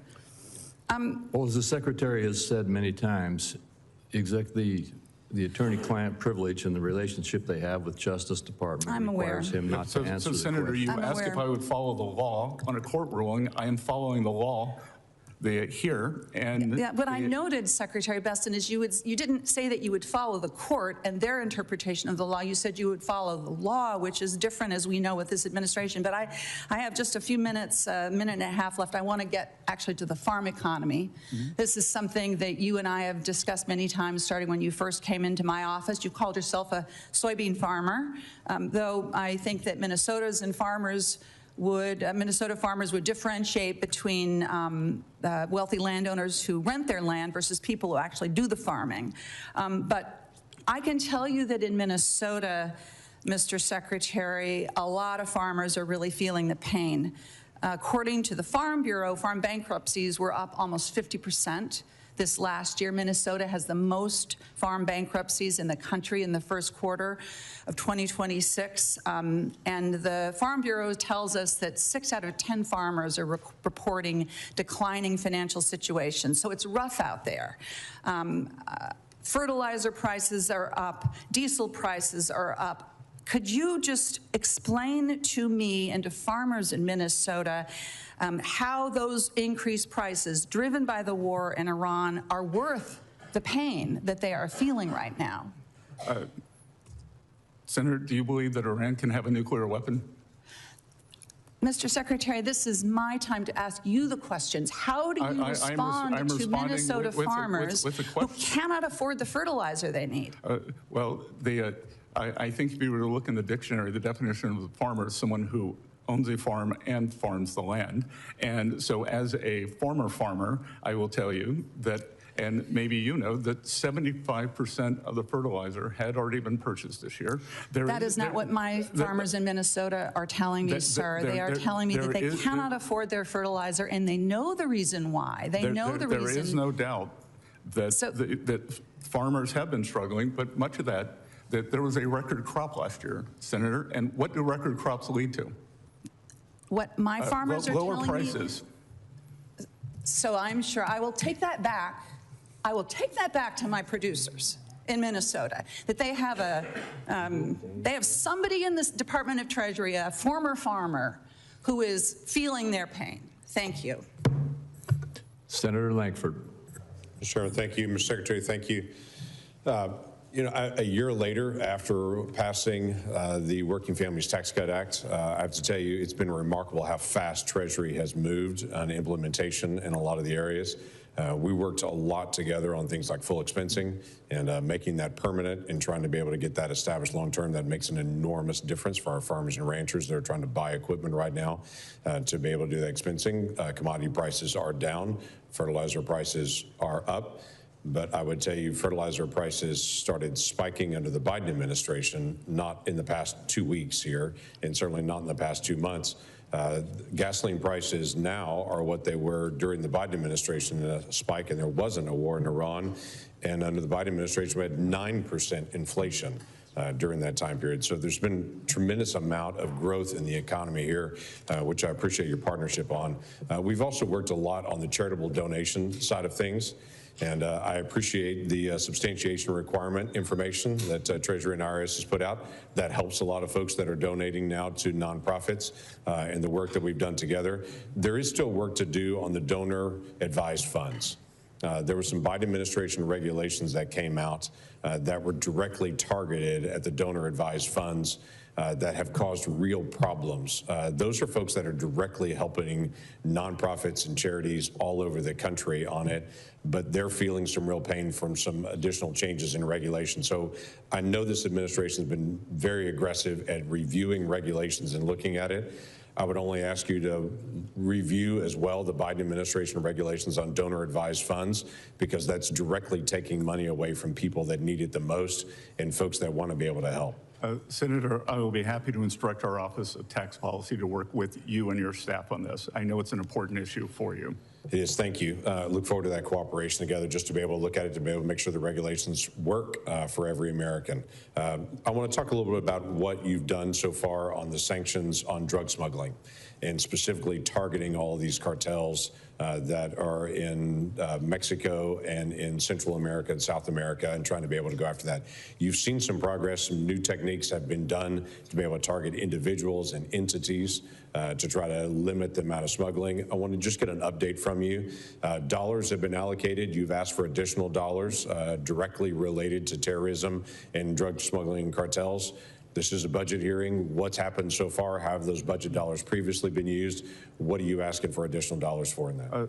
So, Senator, we have designated the Mexican cartels as foreign terrorist organizations. We have also put it in effect on the U.S.-Mexican border in certain counties, what are called geographical targeting orders, so that we can better identify problems in our banking system and money that is being laundered through sooner. And this is a combination through FinCEN, the Crimes Enforcement Network, and OFAC. So if we use FinCEN to follow the money, and then OFAC has been used to sanction, we've sanctioned about this time last year 2 Mexican financial institutions that were riddled with drug money.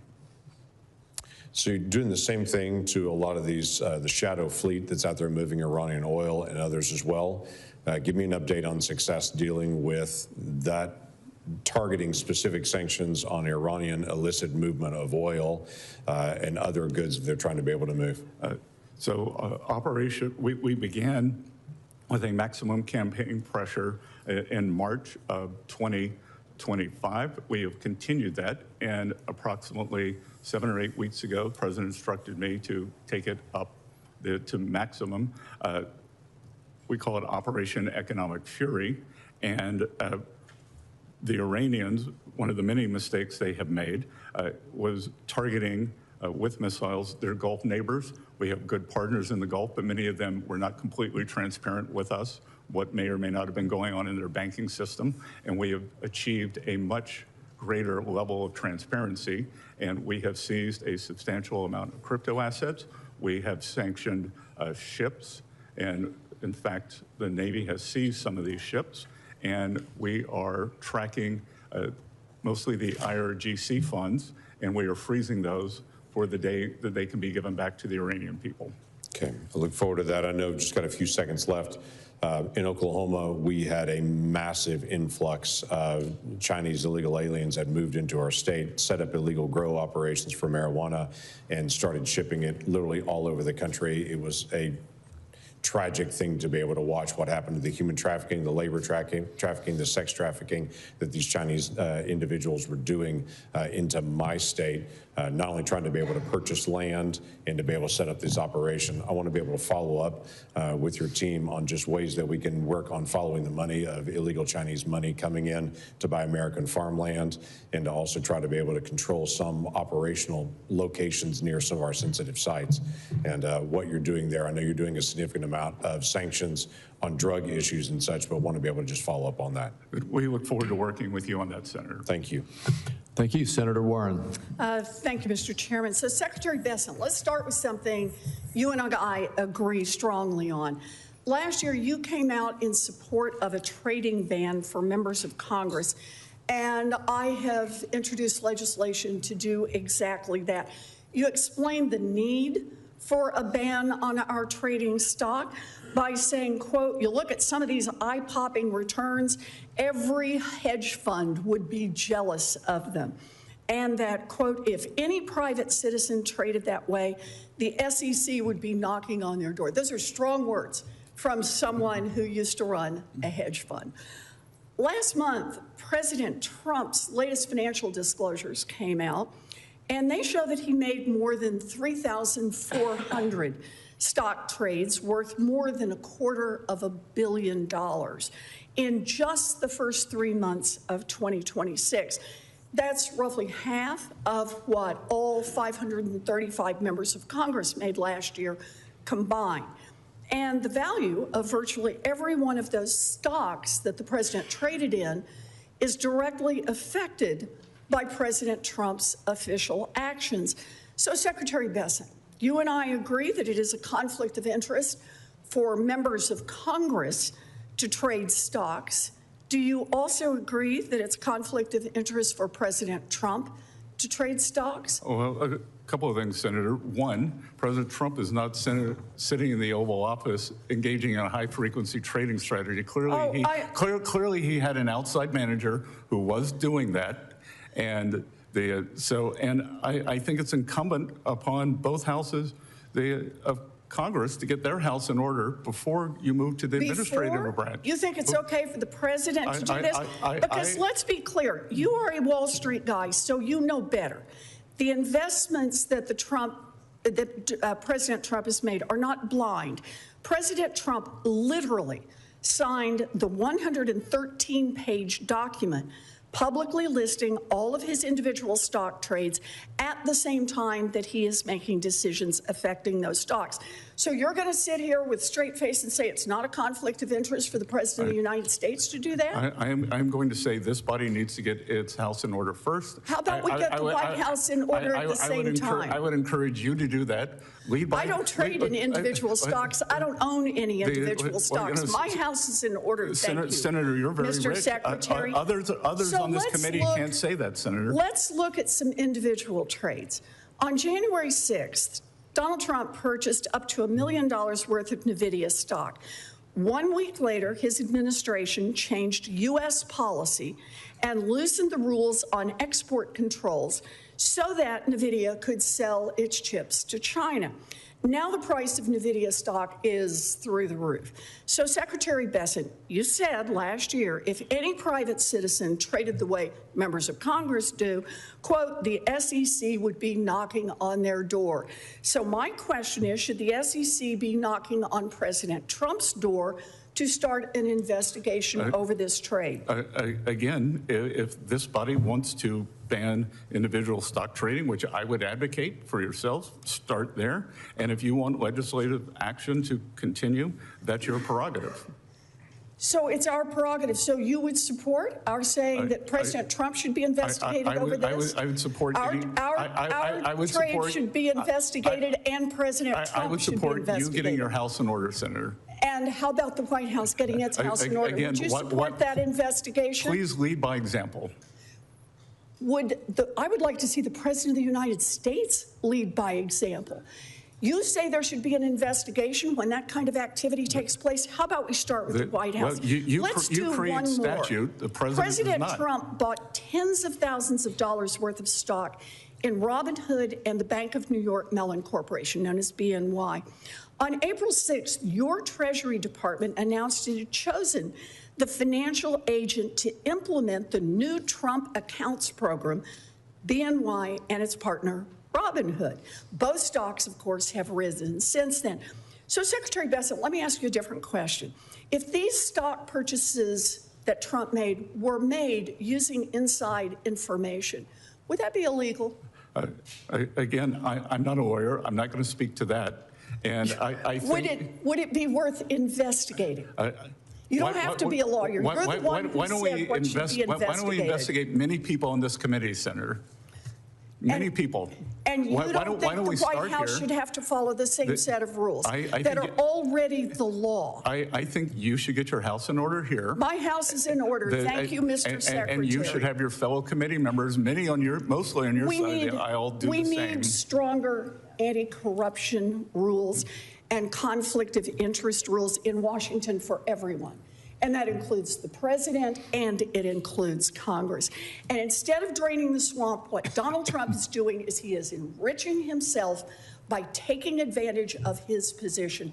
That is not public service. He's the one who should lead by example. Senator Barrasso. Thanks, Mr. Well, talking about draining the swamp, look, I appreciate what you're doing, Mr. Secretary, because you inherited a very troubling record of misconduct in terms of the IRS politicization, and you moved quickly. You championed the efforts to turn that around. We saw under the Obama administration, the IRS spent years systematically targeting conservative nonprofit groups, Tea Party groups, faith-based organizations, Christians, conservatives. The Biden administration and their IRS continued that same pattern. I think a recent Department of Justice report noted the Biden IRS investigated churches based on what their pastors preached. We can go on and on about the Bible teachings that were typically affiliated with Republican Party. Those were being attacked by previous administrations. So this wasn't, to me, tax administration. This was government intimidation. The American people aren't standing for it. Can you tell us what the Treasury Department has done to ensure that something like this, that these targeting by the previous administration and the Obama administration as well, that these persecutions are going to stop? Senator, thank you for the question. We are working to ensure that this will never happen again. Never happen again. It was an egregious example by the Biden administration, by the Biden Justice Department, by the Biden IRS, and back to other IRS, the Obama IRS.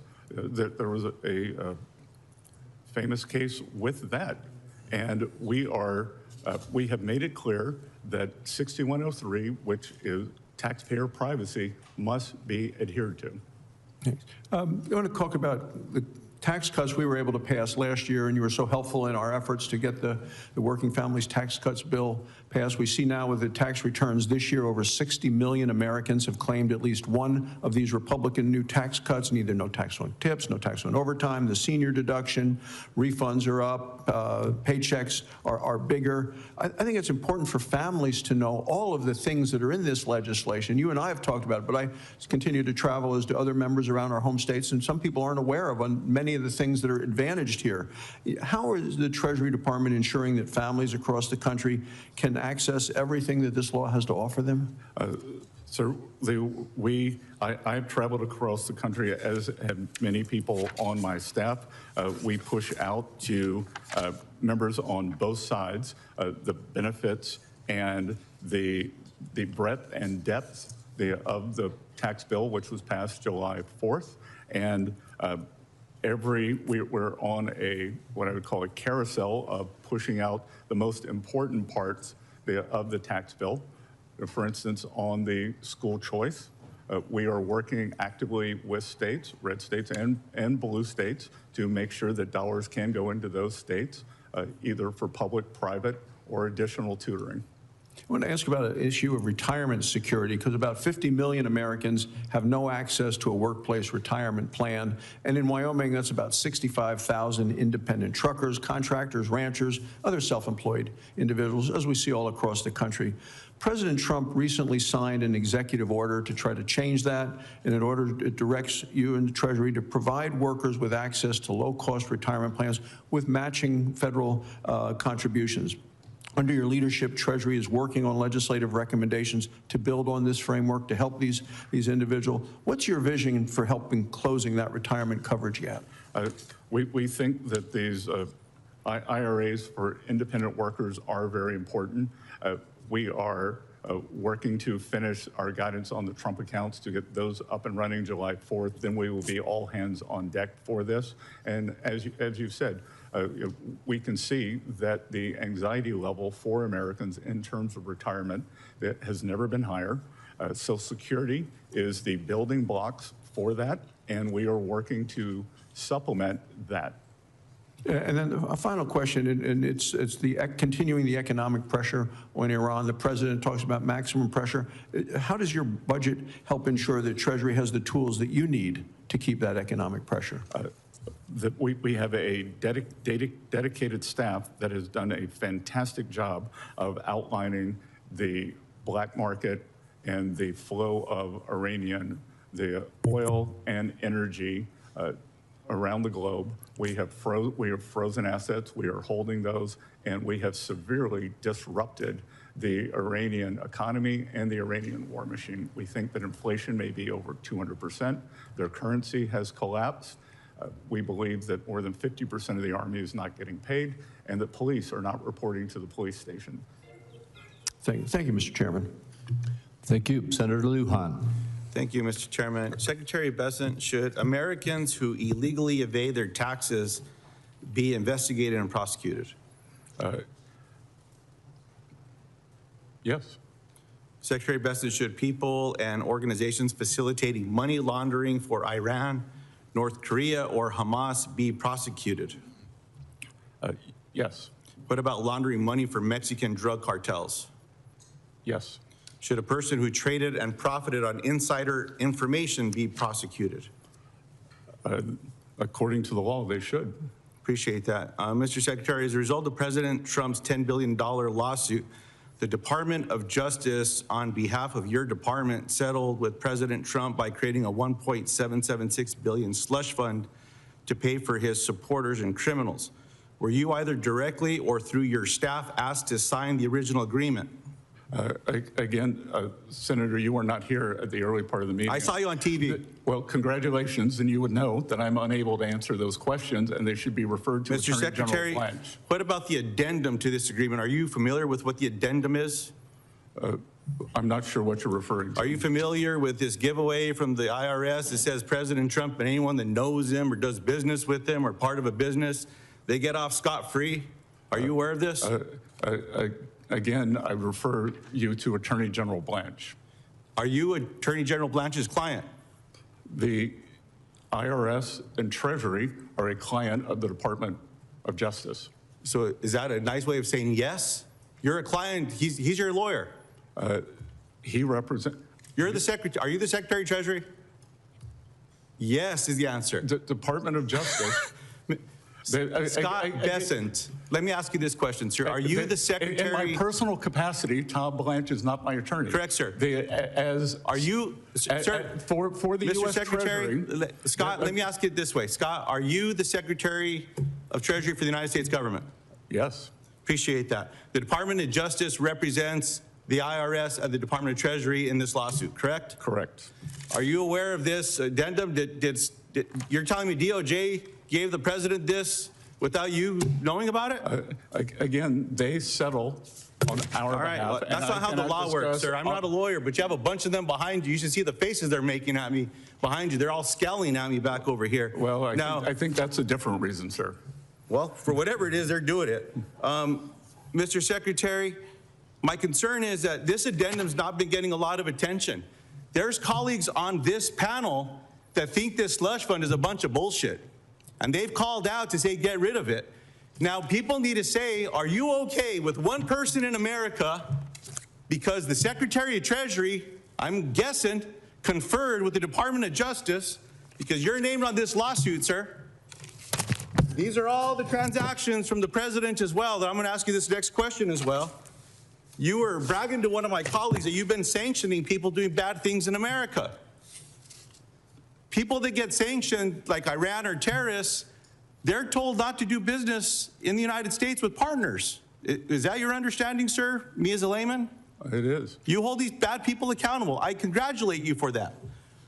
So this little giveaway to President Trump and his family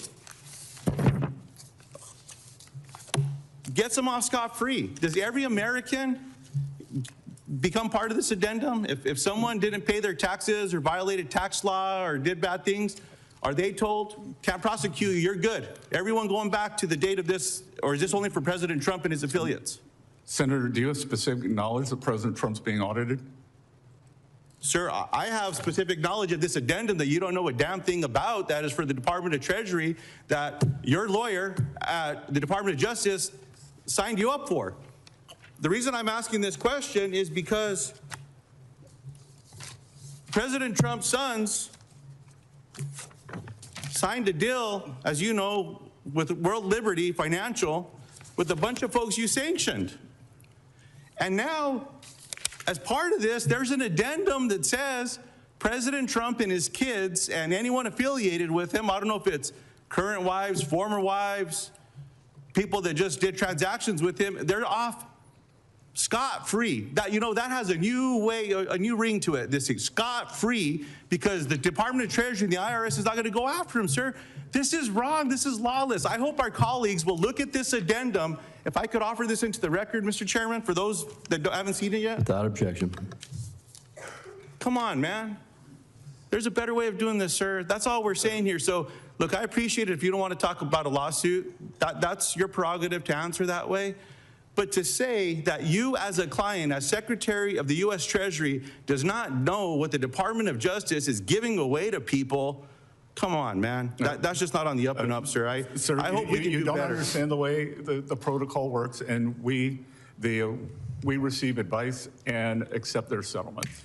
You're telling me as the Secretary of U.S. Treasury, you don't know that the President of the United States, who I think you work for, got a sweetheart deal from the Department of Justice, who's your lawyer. I do know. You're in line for the presidency, Scott. I do know that the President of the United States and many of his employees had the largest tax leak in history. And I know. Here's his filing, sir, of all the insider trading. Right here. Do you want to apologize on behalf of the American government? Scott, you should apologize to the American people for fleecing them and giving this away to Donald Trump, man. That's what you should do.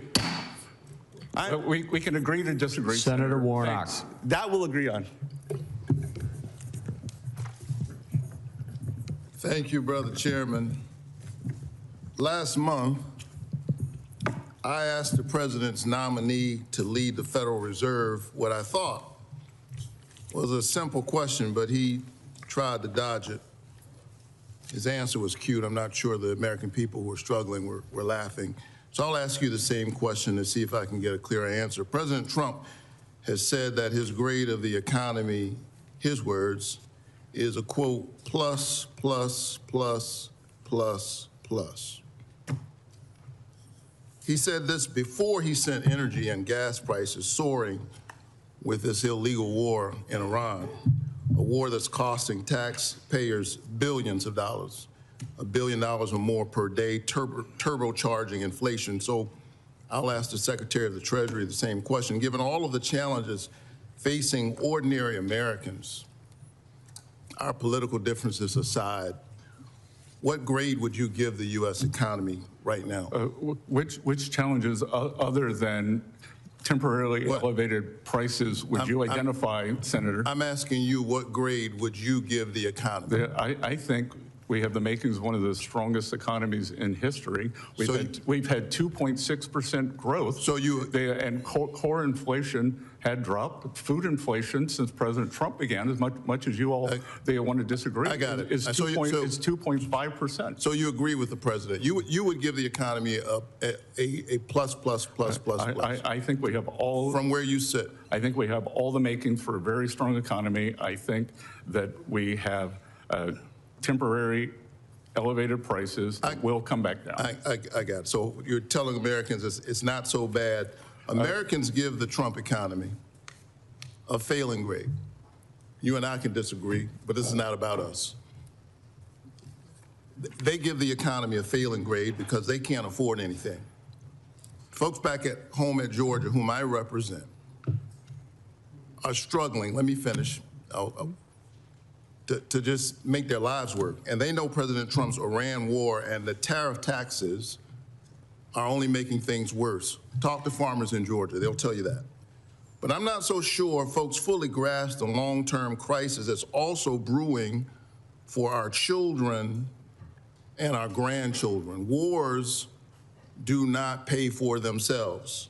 And this year, under the Trump administration's economic policies, the $31 trillion national debt exceeded GDP for basically the first time since World War II. Think about that. Now, to be fair, debt did exceed GDP during the COVID-19 pandemic, but that was only briefly, as GDP crashed as a result of a once-in-a-century pandemic. The big ugly bill alone will add nearly $5 trillion to the national debt, something that I do care about. And I think it matters. I think it's interesting that Republicans talk about it when Democrats are in charge. But I haven't heard much discussion about the national debt lately.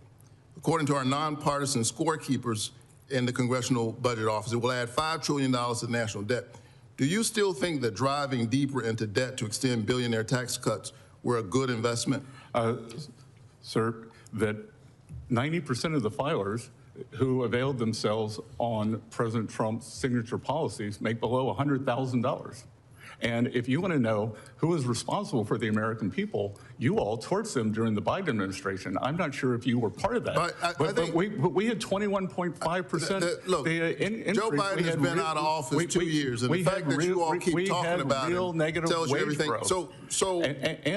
Sir, I'm asking you a basic question.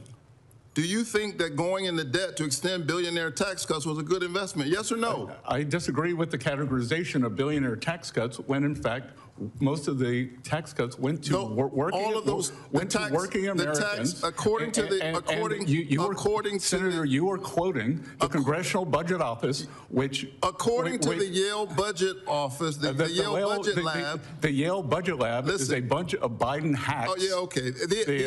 Well, you should talk to the people in Georgia. They will tell you, sir, that whatever tax relief you think you gave them was more than taken up by these tariffs. According to the Yale Budget Lab, the administration's tariffs cost families 3 times as much as they got back in tax cuts. But I'm not talking to folks at Yale. I talked to the folks in Georgia. How about the Iran war, which is costing tens of billions of dollars and counting? You previously said we have plenty of money for the war. Wars increase the national debt. Is that spending still a good idea, sir? Yes or no? Sir, do you think it's a good idea to spend so that Iran cannot have a nuclear weapon? Sir, I'm not, sir, do you think it's a good, so you do think it's a good idea? I think preventing. You think the Iran war makes? I think just as many people historically, when President Obama was in office, said that Iran may not have a nuclear weapon. President Obama left office in 2016, sir. I know, but I'm saying there are many people on this committee who said Iran should never have a nuclear weapon at any cost. I agree with that. They to should not have a nuclear weapon, and they're closer thanks to this administration's policies. Absolutely and not, the sir. Strait of Hormuz is still closed.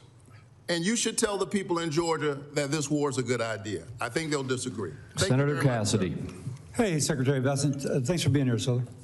We know Social Security is going insolvent in 6 years. Ask your predecessor in Trump 1 what was the plan to do about it, and he said that would be a second Trump administration deal. Now we're in the first half of the president's second term, and obviously we're now only 6 years away. At that time, we were like 12 years away from insolvency. Social Security will account for 20% of federal expenditures, and I was told once that it accounts for 20% of our long-term accrued liability, accrued debt. What's the president's plan to address Social Security insolvency? Sir, we have to get our short-term house in order first. We inherited a mess, 6.9%. If I may interrupt, and I don't mean to be rude. If we wait to get our short-term house in order, we will be 3 years away from insolvency. I've been working on this. It is amazing, since I've been working on this over the last 5 years, it is amazing how much it's already deteriorated. It's just amazing. In 5 years, it's gotten so worse. Are we really going to wait until we get, I'm not challenging, I'm just asking, are we really going to wait until we're not going to do anything? I'm just not sure about that. Yeah, and Senator, you got to crawl, walk, run. That with these deficits, with this debt that was run up in the previous administration, with 6.9% deficit to GDP, but highest ever when we weren't at war, weren't in a recession, we brought it down to 5.4. We're going to continue moving. If I may, the Social Security Trust Fund is funded by the Social Security tax, which is segregated from general revenue. Now, if we speak about the debt and deficit, whatever I'm not touching that right now, except insofar as context, we have to do something. That is general revenue, but wherever that comes from.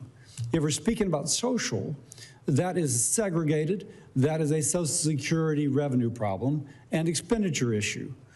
So to me, that's segregated, again. So is there a plan to do anything about the segregated fund with a segregated revenue stream and a segregated expenditure pattern? Well, Senator, part of it is the revenues are, the source of the revenue is not segregated, because the more Americans who work, the more the higher paying jobs they have, the more it goes into the Social Security Trust Fund.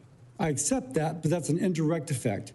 And is that the only plan the administration has currently to hopefully increase the number of jobs and the better paying jobs and hope that because I got a big spreadsheet on this, but that is inadequate to address the problem. Every day, 10,000 boomers become eligible for social. And the drain on this is just incredible. It's just going down. That will not solve the problem.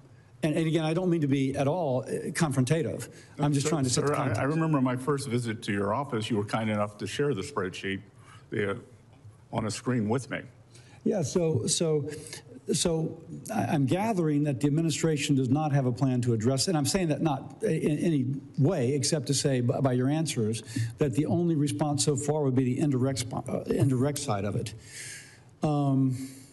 Now, on a bipartisan basis, we have been working on something that would attempt to address this. It is going to take the president, the administration, at some point being involved. At this point, it's in Congress. It involves creating an investment fund, much as we have already done with the Federal Railroad Retirement System, a plan that Senator Wyden voted for when he was in the House of Representatives that took the Federal Railroad Retirement System from going insolvent, and now it's paying benefits with fewer workers and more retirees and doing extremely well. It's also based upon what the Canadians have done with their Canadian Pension Fund, which was also going insolvent, and they've been able to address that. Can you, knowing that you'd have to vet it, but would the administration conceptually be okay working with Congress to find a solution such as this? Again, Senator, we will work on anything, but we are going to guarantee that the benefits remain as they are. I accept that. So in our plan, the senior citizen does not pay more taxes and the senior citizen does not get less benefits. And so we do find a way that again, patterned after something that Senator Wyden has previously supported on the Federal Railroad Retirement System. And I mentioned Senator Wyden because, by the way, he's a ranking member on the committee, patterned after that has worked so successfully. But we don't cut benefits and we don't raise taxes for seniors. So if that's the criteria, I think, and hopefully we can get your support as we in Congress attempt to work on this. Thank you, sir. Thank you, Senator. Thank my colleague. Next up is Senator Blackburn. Thank you, Mr. Chairman. And Secretary, thank you for being here. I wish that everyone on this panel would have seen your speech at the Reagan Library on Friday. I think it would have answered a lot of questions, and it lays out your vision for where you think we can head economically.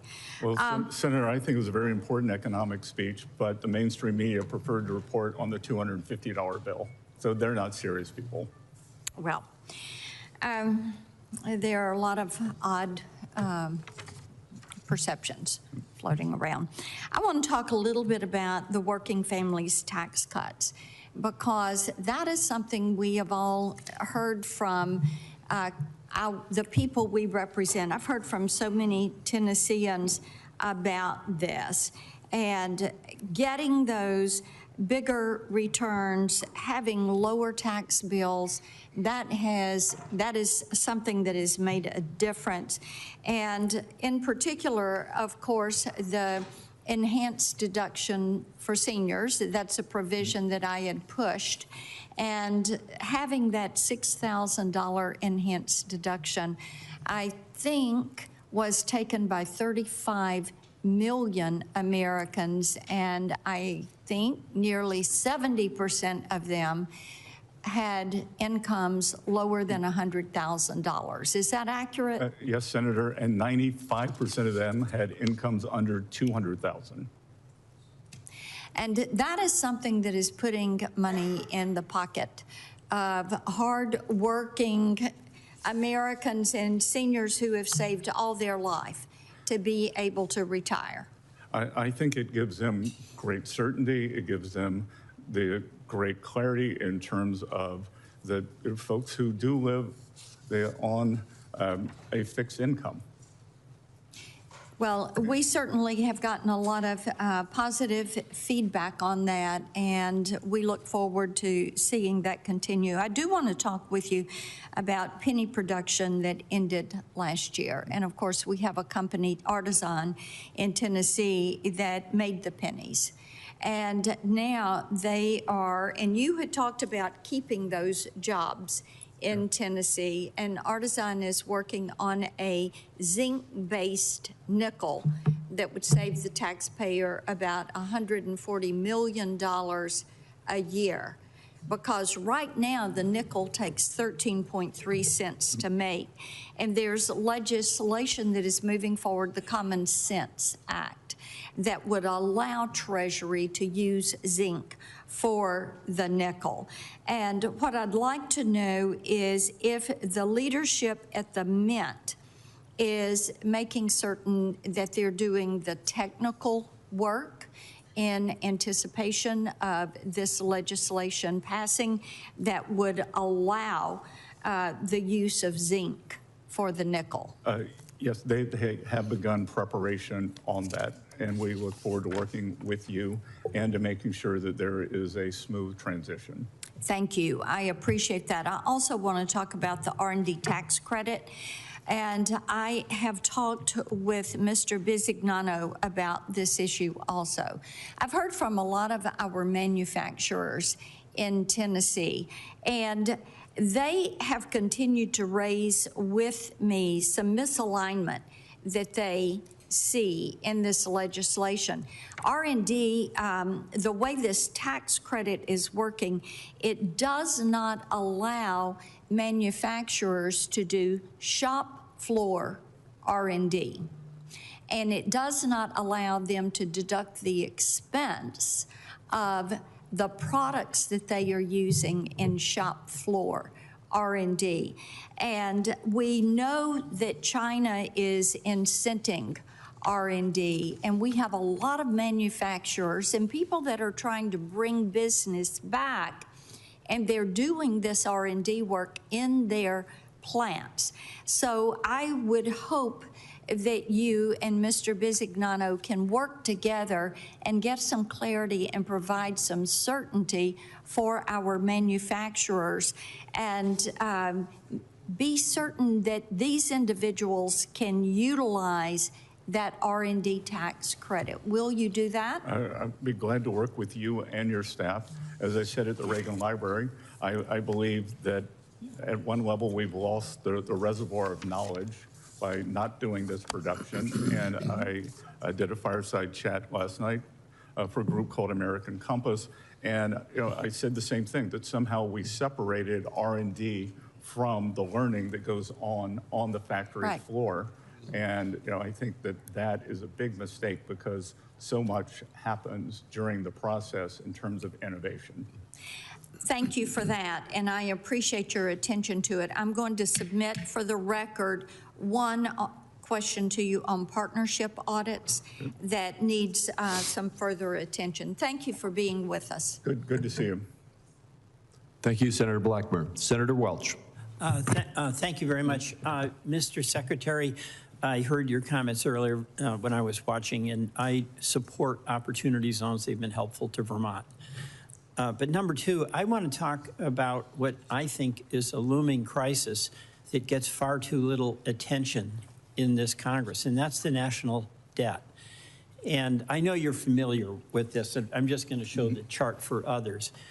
The projection of the debt, first of all, January of 2025, it was 36.2 trillion. It's now 39.2 trillion.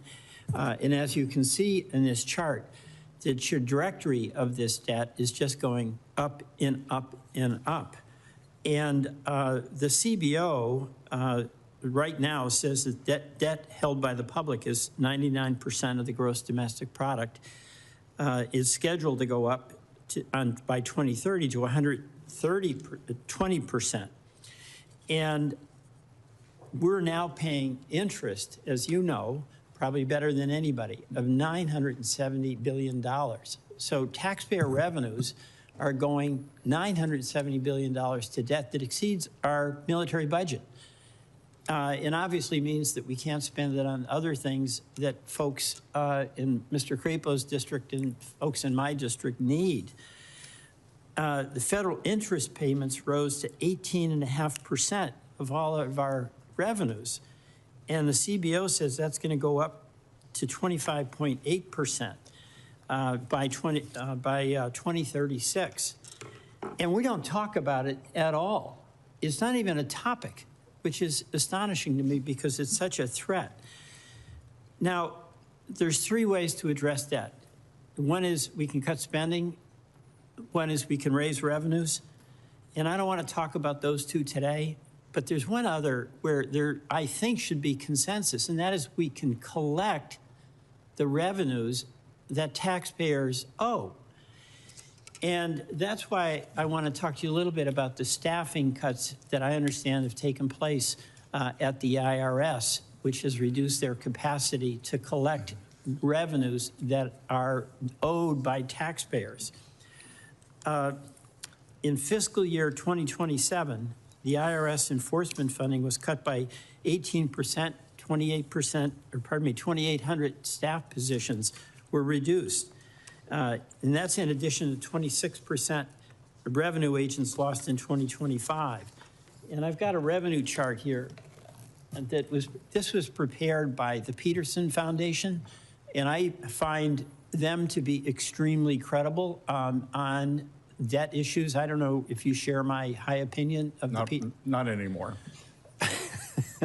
Well, I think they've lost their way. Well, all right. We'll disagree on that. Okay. I find them to be an extremely credible source. But what this chart shows is that as we increase the cutting of revenue agents, the loss of owed revenue. This is owed revenue. We're not talking about increasing anybody's taxes.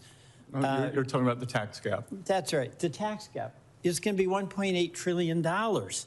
So the obvious question here is, why are we cutting the people who we need in the IRS to do the audits to collect revenues that are due to the Treasury? Well, Senator, a couple of things. Let's backtrack to your previous chart.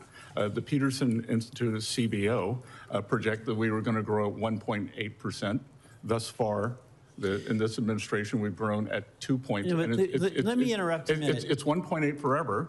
We've grown at 2.6%. No, let me just stay on the revenue, because whether we grow at 1.8, as they say, or 2.8, whatever it is you say, you would agree with me that if I'm a taxpayer and I owe money, I should pay it.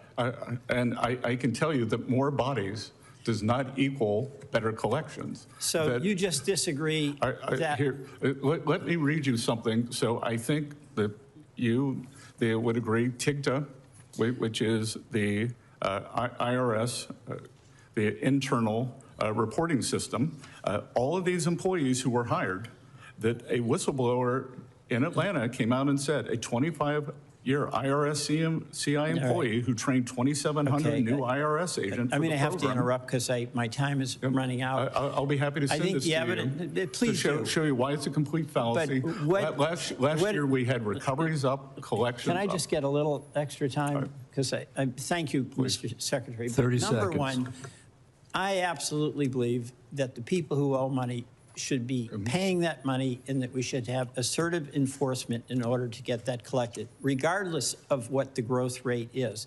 That's number one.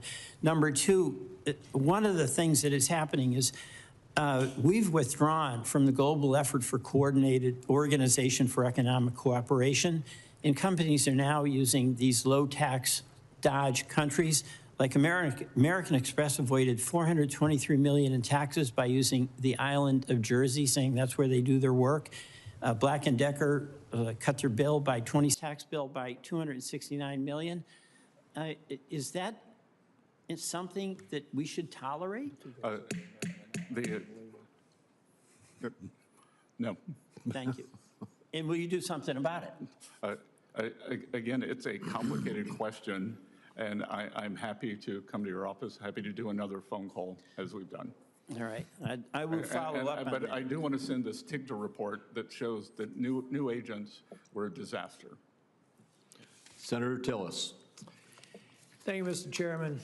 Treasurer, thank you for being here. You know, you may have heard I've been a little bit critical of a few of the advisors of the president. You're certainly not one of them. I'm glad you're there. I'm looking to stay on that side of the line, Senator. And I appreciate the work you're doing, and I love the fact that you show good judgment of loving some of the North Carolina mountains with your family, just like I do. So thank you for being here. I do have one awkward question to ask you real quick, and then I want to get to some of the trends and how you're going to work on them. Did you actually tell Pulte you were going to punch him in the face? No, sir. I actually said I was going to kick his ass. Good. Okay. Good. I share the emotion. Thank you. And as I said, that was last summer, summer 25, and many teams have fights in the locker room and then go out and win for the team on the field. Yeah. No, I was just curious because everybody's going to be showing that. I made it clear I'm not going to support Pulte for DNI, but I'm sure they're going to dredge that up. So I thought I'd give you an opportunity to. I had a very good, exchange with the director yesterday. Want to keep the momentum going on FHA. Yeah, well, he lost me when he went after Powell. Okay. So we can move on to your core job. Yep. I know back in 2028, you were trying to target a 3% deficit to GDP. I think that's a laudable goal. There's a lot of work we have to do, so you can put it back on us for maybe not making progress. But now we're at 30-year yields at a 19-year high, where we are in 10-year yields, and even some of the interest expenses on the 5.3 of GDP.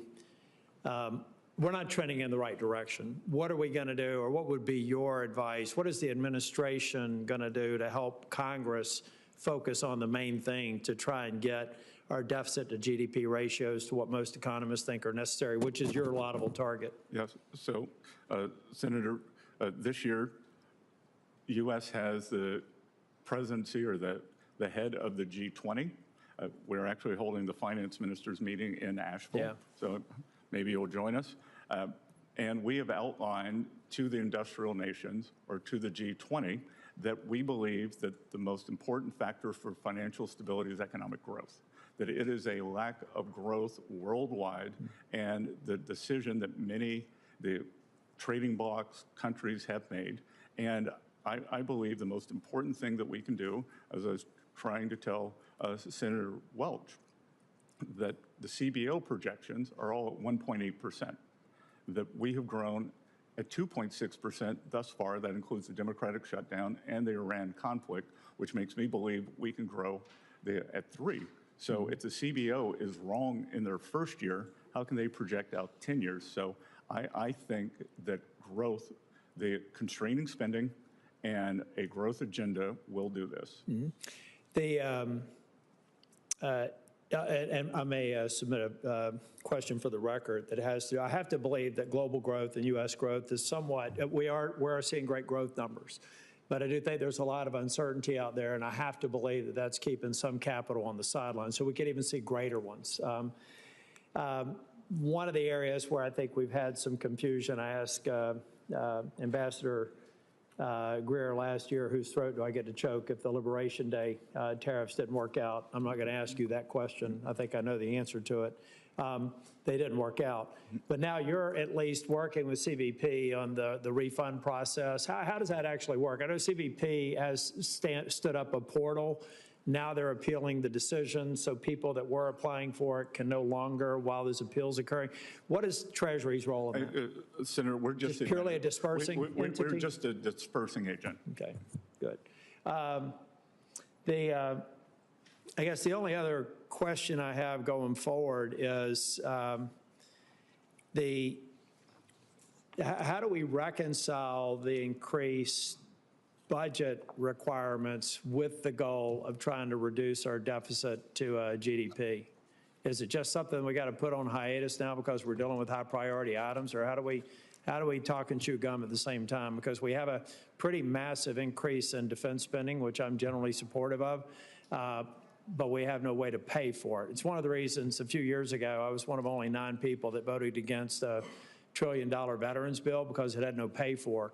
So how are we going to get to these things that are important but actually pay the bills at the end of the day versus putting my grandkids in debt? Sir, you met my children. I hate to put them in debt. And there are priorities because with the defense budget, if we don't have national security, I think it's very linked to economic security. And I would like to see, as I said, something with a 3 in terms of deficit to GDP by the time the president leaves. I think one of the things that is the result of the working families tax cut is the immediate expensing of equipment, factories, and R&D. And what we are seeing there is this is not a giveaway. This is creating productive capacity. So the way to think about it now is that as we are not getting the tax revenue because a corporation, small business, has immediately written that off, we are increasing productive capacity, which I think is almost like the slingshot effect, that we will start getting it in the second year, the third year, the fourth year. Thank you. Thanks. Thanks. Thank you. Senator Cantwell. Thank you, Mr. Chairman, and I know it's been a long day because I've been in a long hearing on the other side, just on the other side of the hallway, but thank you for holding this hearing. Good to see the Treasury Secretary here.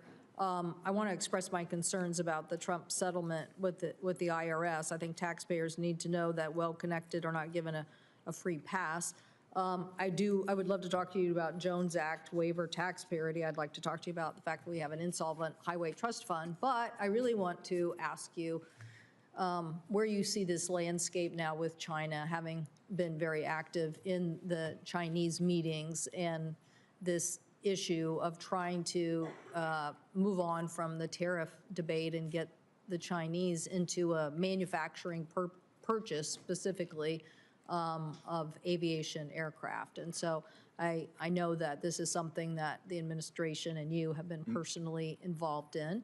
And I just hope that as we look at pushing China to make big purchases, I mean, I think it's kind of crazy that if they want to be successful, why not do what Emirates is doing in the Middle East? Why doesn't China Air become the big deliverer of an air transportation system in the Far East and do it with a fuel-efficient plane? So what do you think the chances of that continuation of getting this on track and getting when the president comes here to have some success? Yeah, so Senator, I think after a rocky period that we have very good stability in the relationship. As I've said many times, we don't want to decouple, but we need to de-risk. There are many industries we need to bring back, whether it's semiconductors, critical minerals / rare earths, our precursor medicines and chemicals, that it's unacceptable that we rely on China for many of those. Thus far, we have seen a willingness by the Chinese. They are very interested in the Boeing purchases. They agreed to 200 airplanes during the visit. We will see if they commit to a larger number when Xi Jinping arrives in Washington.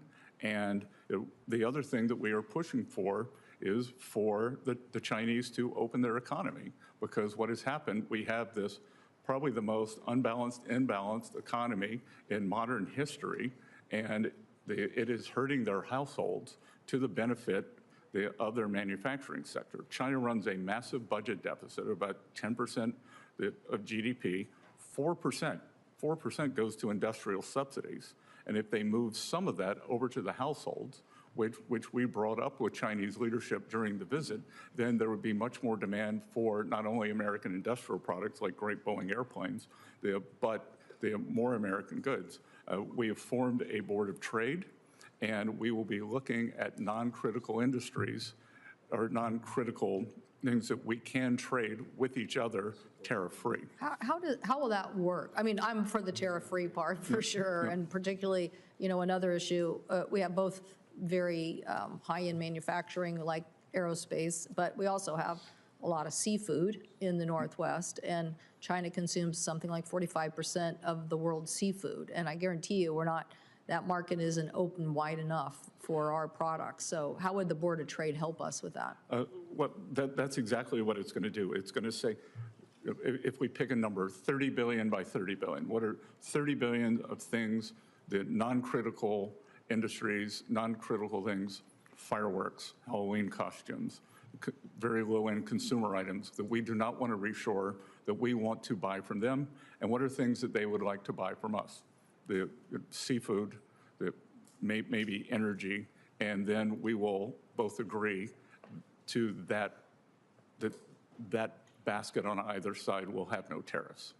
Well, I think this is a particularly important market with a long-term relationship. I know the challenges that we face in forcing them to open those markets, but I also think that getting off the tariff debate and into open ways to get more product flowing to me is a very important thing. So thank you, Mr. Chairman. I see my time has expired, but I do want to again emphasize I really am against the Trump settlement with the IRS, and I know you have oversight over that, so I'm mentioning that to you. Thank you, Mr. Chairman. Thank you. We are informed that Senator Marshall may be back. Senator Wyden has asked for a second 5-minute round, and as the ranking member, I've agreed to that. So, Senator Wyden, why don't you begin, and then if Senator Marshall shows, he'll be the final one. Chairman, I've got one question. I want here, Ms. Secretary, to follow up on your answers about the Booz Allen contracts. Now, you said you didn't know about Trump's lawsuit in advance. So I gather that for you, it was a coincidence. You canceled the contracts 3 days before Trump's lawsuit? That would be correct, sir. Okay, and you didn't talk to anybody outside Treasury? I assume that's what you're saying as well? Again, as I said, I had no knowledge. Okay. Mr. Chairman, I'm going to make a brief closing statement with respect to where we are, because I think that this has been a critically important meeting, and what it has showed is that almost all of the big questions with respect to immunity from audits remain unanswered. And my own view is that we're going to keep digging into this. I know that I'm going to. And my own view is that somebody broke the law. Either Mr. Bessent or Frank Bisignano, the CEO of the Internal Revenue Service, were illegally involved in the audit immunity granted to Trump through the addendum. Or if Mr. Bessent continues to claim that Treasury and the IRS were not involved, the audit immunity grant in the addendum is against the law, because Acting Attorney General Blanche doesn't have the authority to settle tax disputes that may have not been referred to DOJ. So that's where we are. It's one or the other, and my own view is that as we keep digging, somebody broke the law, and I'm determined to work with my colleagues of both sides of the aisle to get to the bottom of this, because we are wrapping up with virtually all of the big issues with respect to how this immunity, which basically nobody else in America gets, that's the important point, came into being, and we've got to get to the bottom of it and make sure that it's corrected and it doesn't happen again. And I thank you for the extra time. And we've never seen anyone in America, they have their tax returns, the tax returns of all their employees leaked without an apology, Senator. Would you like to apologize today? I was very much at the bottom of saying that it was critically important that enforcement action be taken, and I worked with my colleagues on both sides to move quickly. That's the fact. Yeah, then why did Mr. Littlejohn, why was he only charged in 2 out of 3 potential charges? It was, he got off easy. With that, what we will do is, Senator Marshall, you made it in just under the wire. Senator Wyden has given his closing remarks. I will forego my closing remarks to allow you to give your 5 minutes worth of questioning. Well, thank you, Chairman. That is very kind of you. Secretary Bessent, welcome. I know it's been a long morning, and I know you probably have answered these questions already. One of my favorite quotes from you is, the table is set and it's time for the banquet. And I'm sure you probably could credit somebody else, but back in Kansas, we say the table's set and it's time to eat. I want you to know I've been all over the state of Kansas, and especially manufacturing is growing, that there's new opportunities there. And I think a lot of it is from the Working Family Tax Cuts bill has made that very possible. What I love about your background is you're a business person that's come to Washington, D.C. What are you seeing happening with manufacturing because of that Working Family Tax Cuts bill across the country? Senator, we're having a manufacturing renaissance. We are seeing that we've created about 90,000 new non-residential construction jobs, which would tell you that they have some type of manufacturing facilities. Those, in my hometown of Charleston, South Carolina, Boeing is expanding their facility by 50%, and those are construction jobs, and then that will become 1,000 high-paying manufacturing jobs, and we're seeing that all over the country. We're all over the country. We are seeing pharmaceutical companies reshore. We saw the John Deere, the CEO told us building new factory in Indiana and in North Carolina. So it is a real manufacturing renaissance, and much of it is a result of the tax bill. Yeah. I was in greater Minneapolis visiting Winnebago, and they told me that because of the tax bill, they had a decision whether they were going to start create a battery research facility in Florida, and the full expensing gave them the internal rate of return that they needed. So that's more jobs in the Sunshine State. Great. My next question, and you don't have to answer it now, you can give us a written one, but the 45Z model, again, you put on your farmer's hat for a second. You understand how important 45Z is to our farmers back home. I think there's the GREET model is waiting for the Treasury to kind of do their little work on that as well. So maybe your staff could give us an update unless you wanted to say something No, now. we'd be glad to do it, but we think it's very important, sir. Great. I want to talk about childcare just a second as well.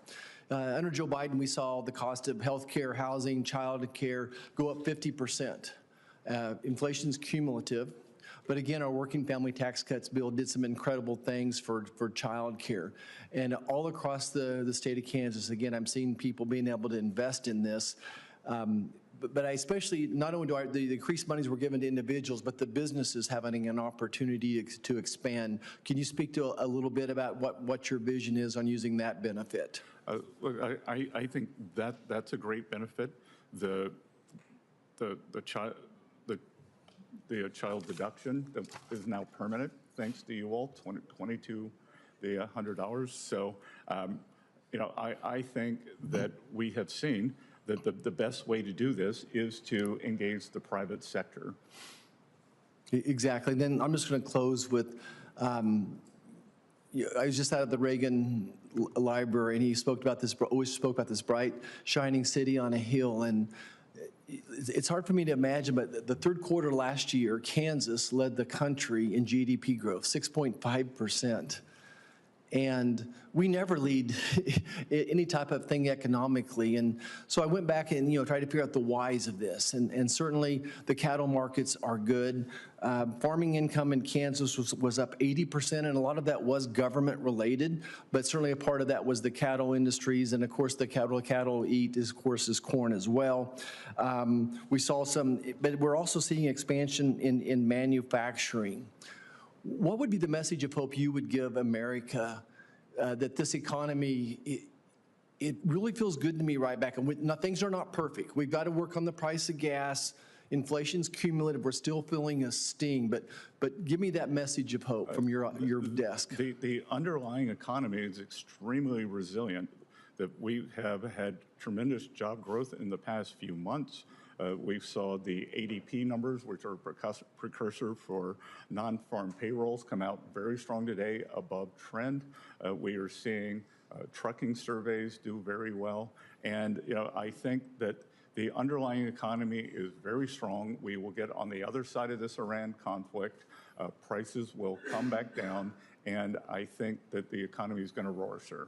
Okay. Thank you, Secretary, for sticking around. Mr. Chairman, thank you so much. Thank you, Senator Marshall, and thank you, Secretary Bessent. That concludes all of the questioning and all of the commentary. We appreciate you taking this time. You spent more than 2.5 hours with us today. More than that, we appreciate the service that you are giving and that all of those at the Treasury Department are giving, and please extend that thanks to them for us.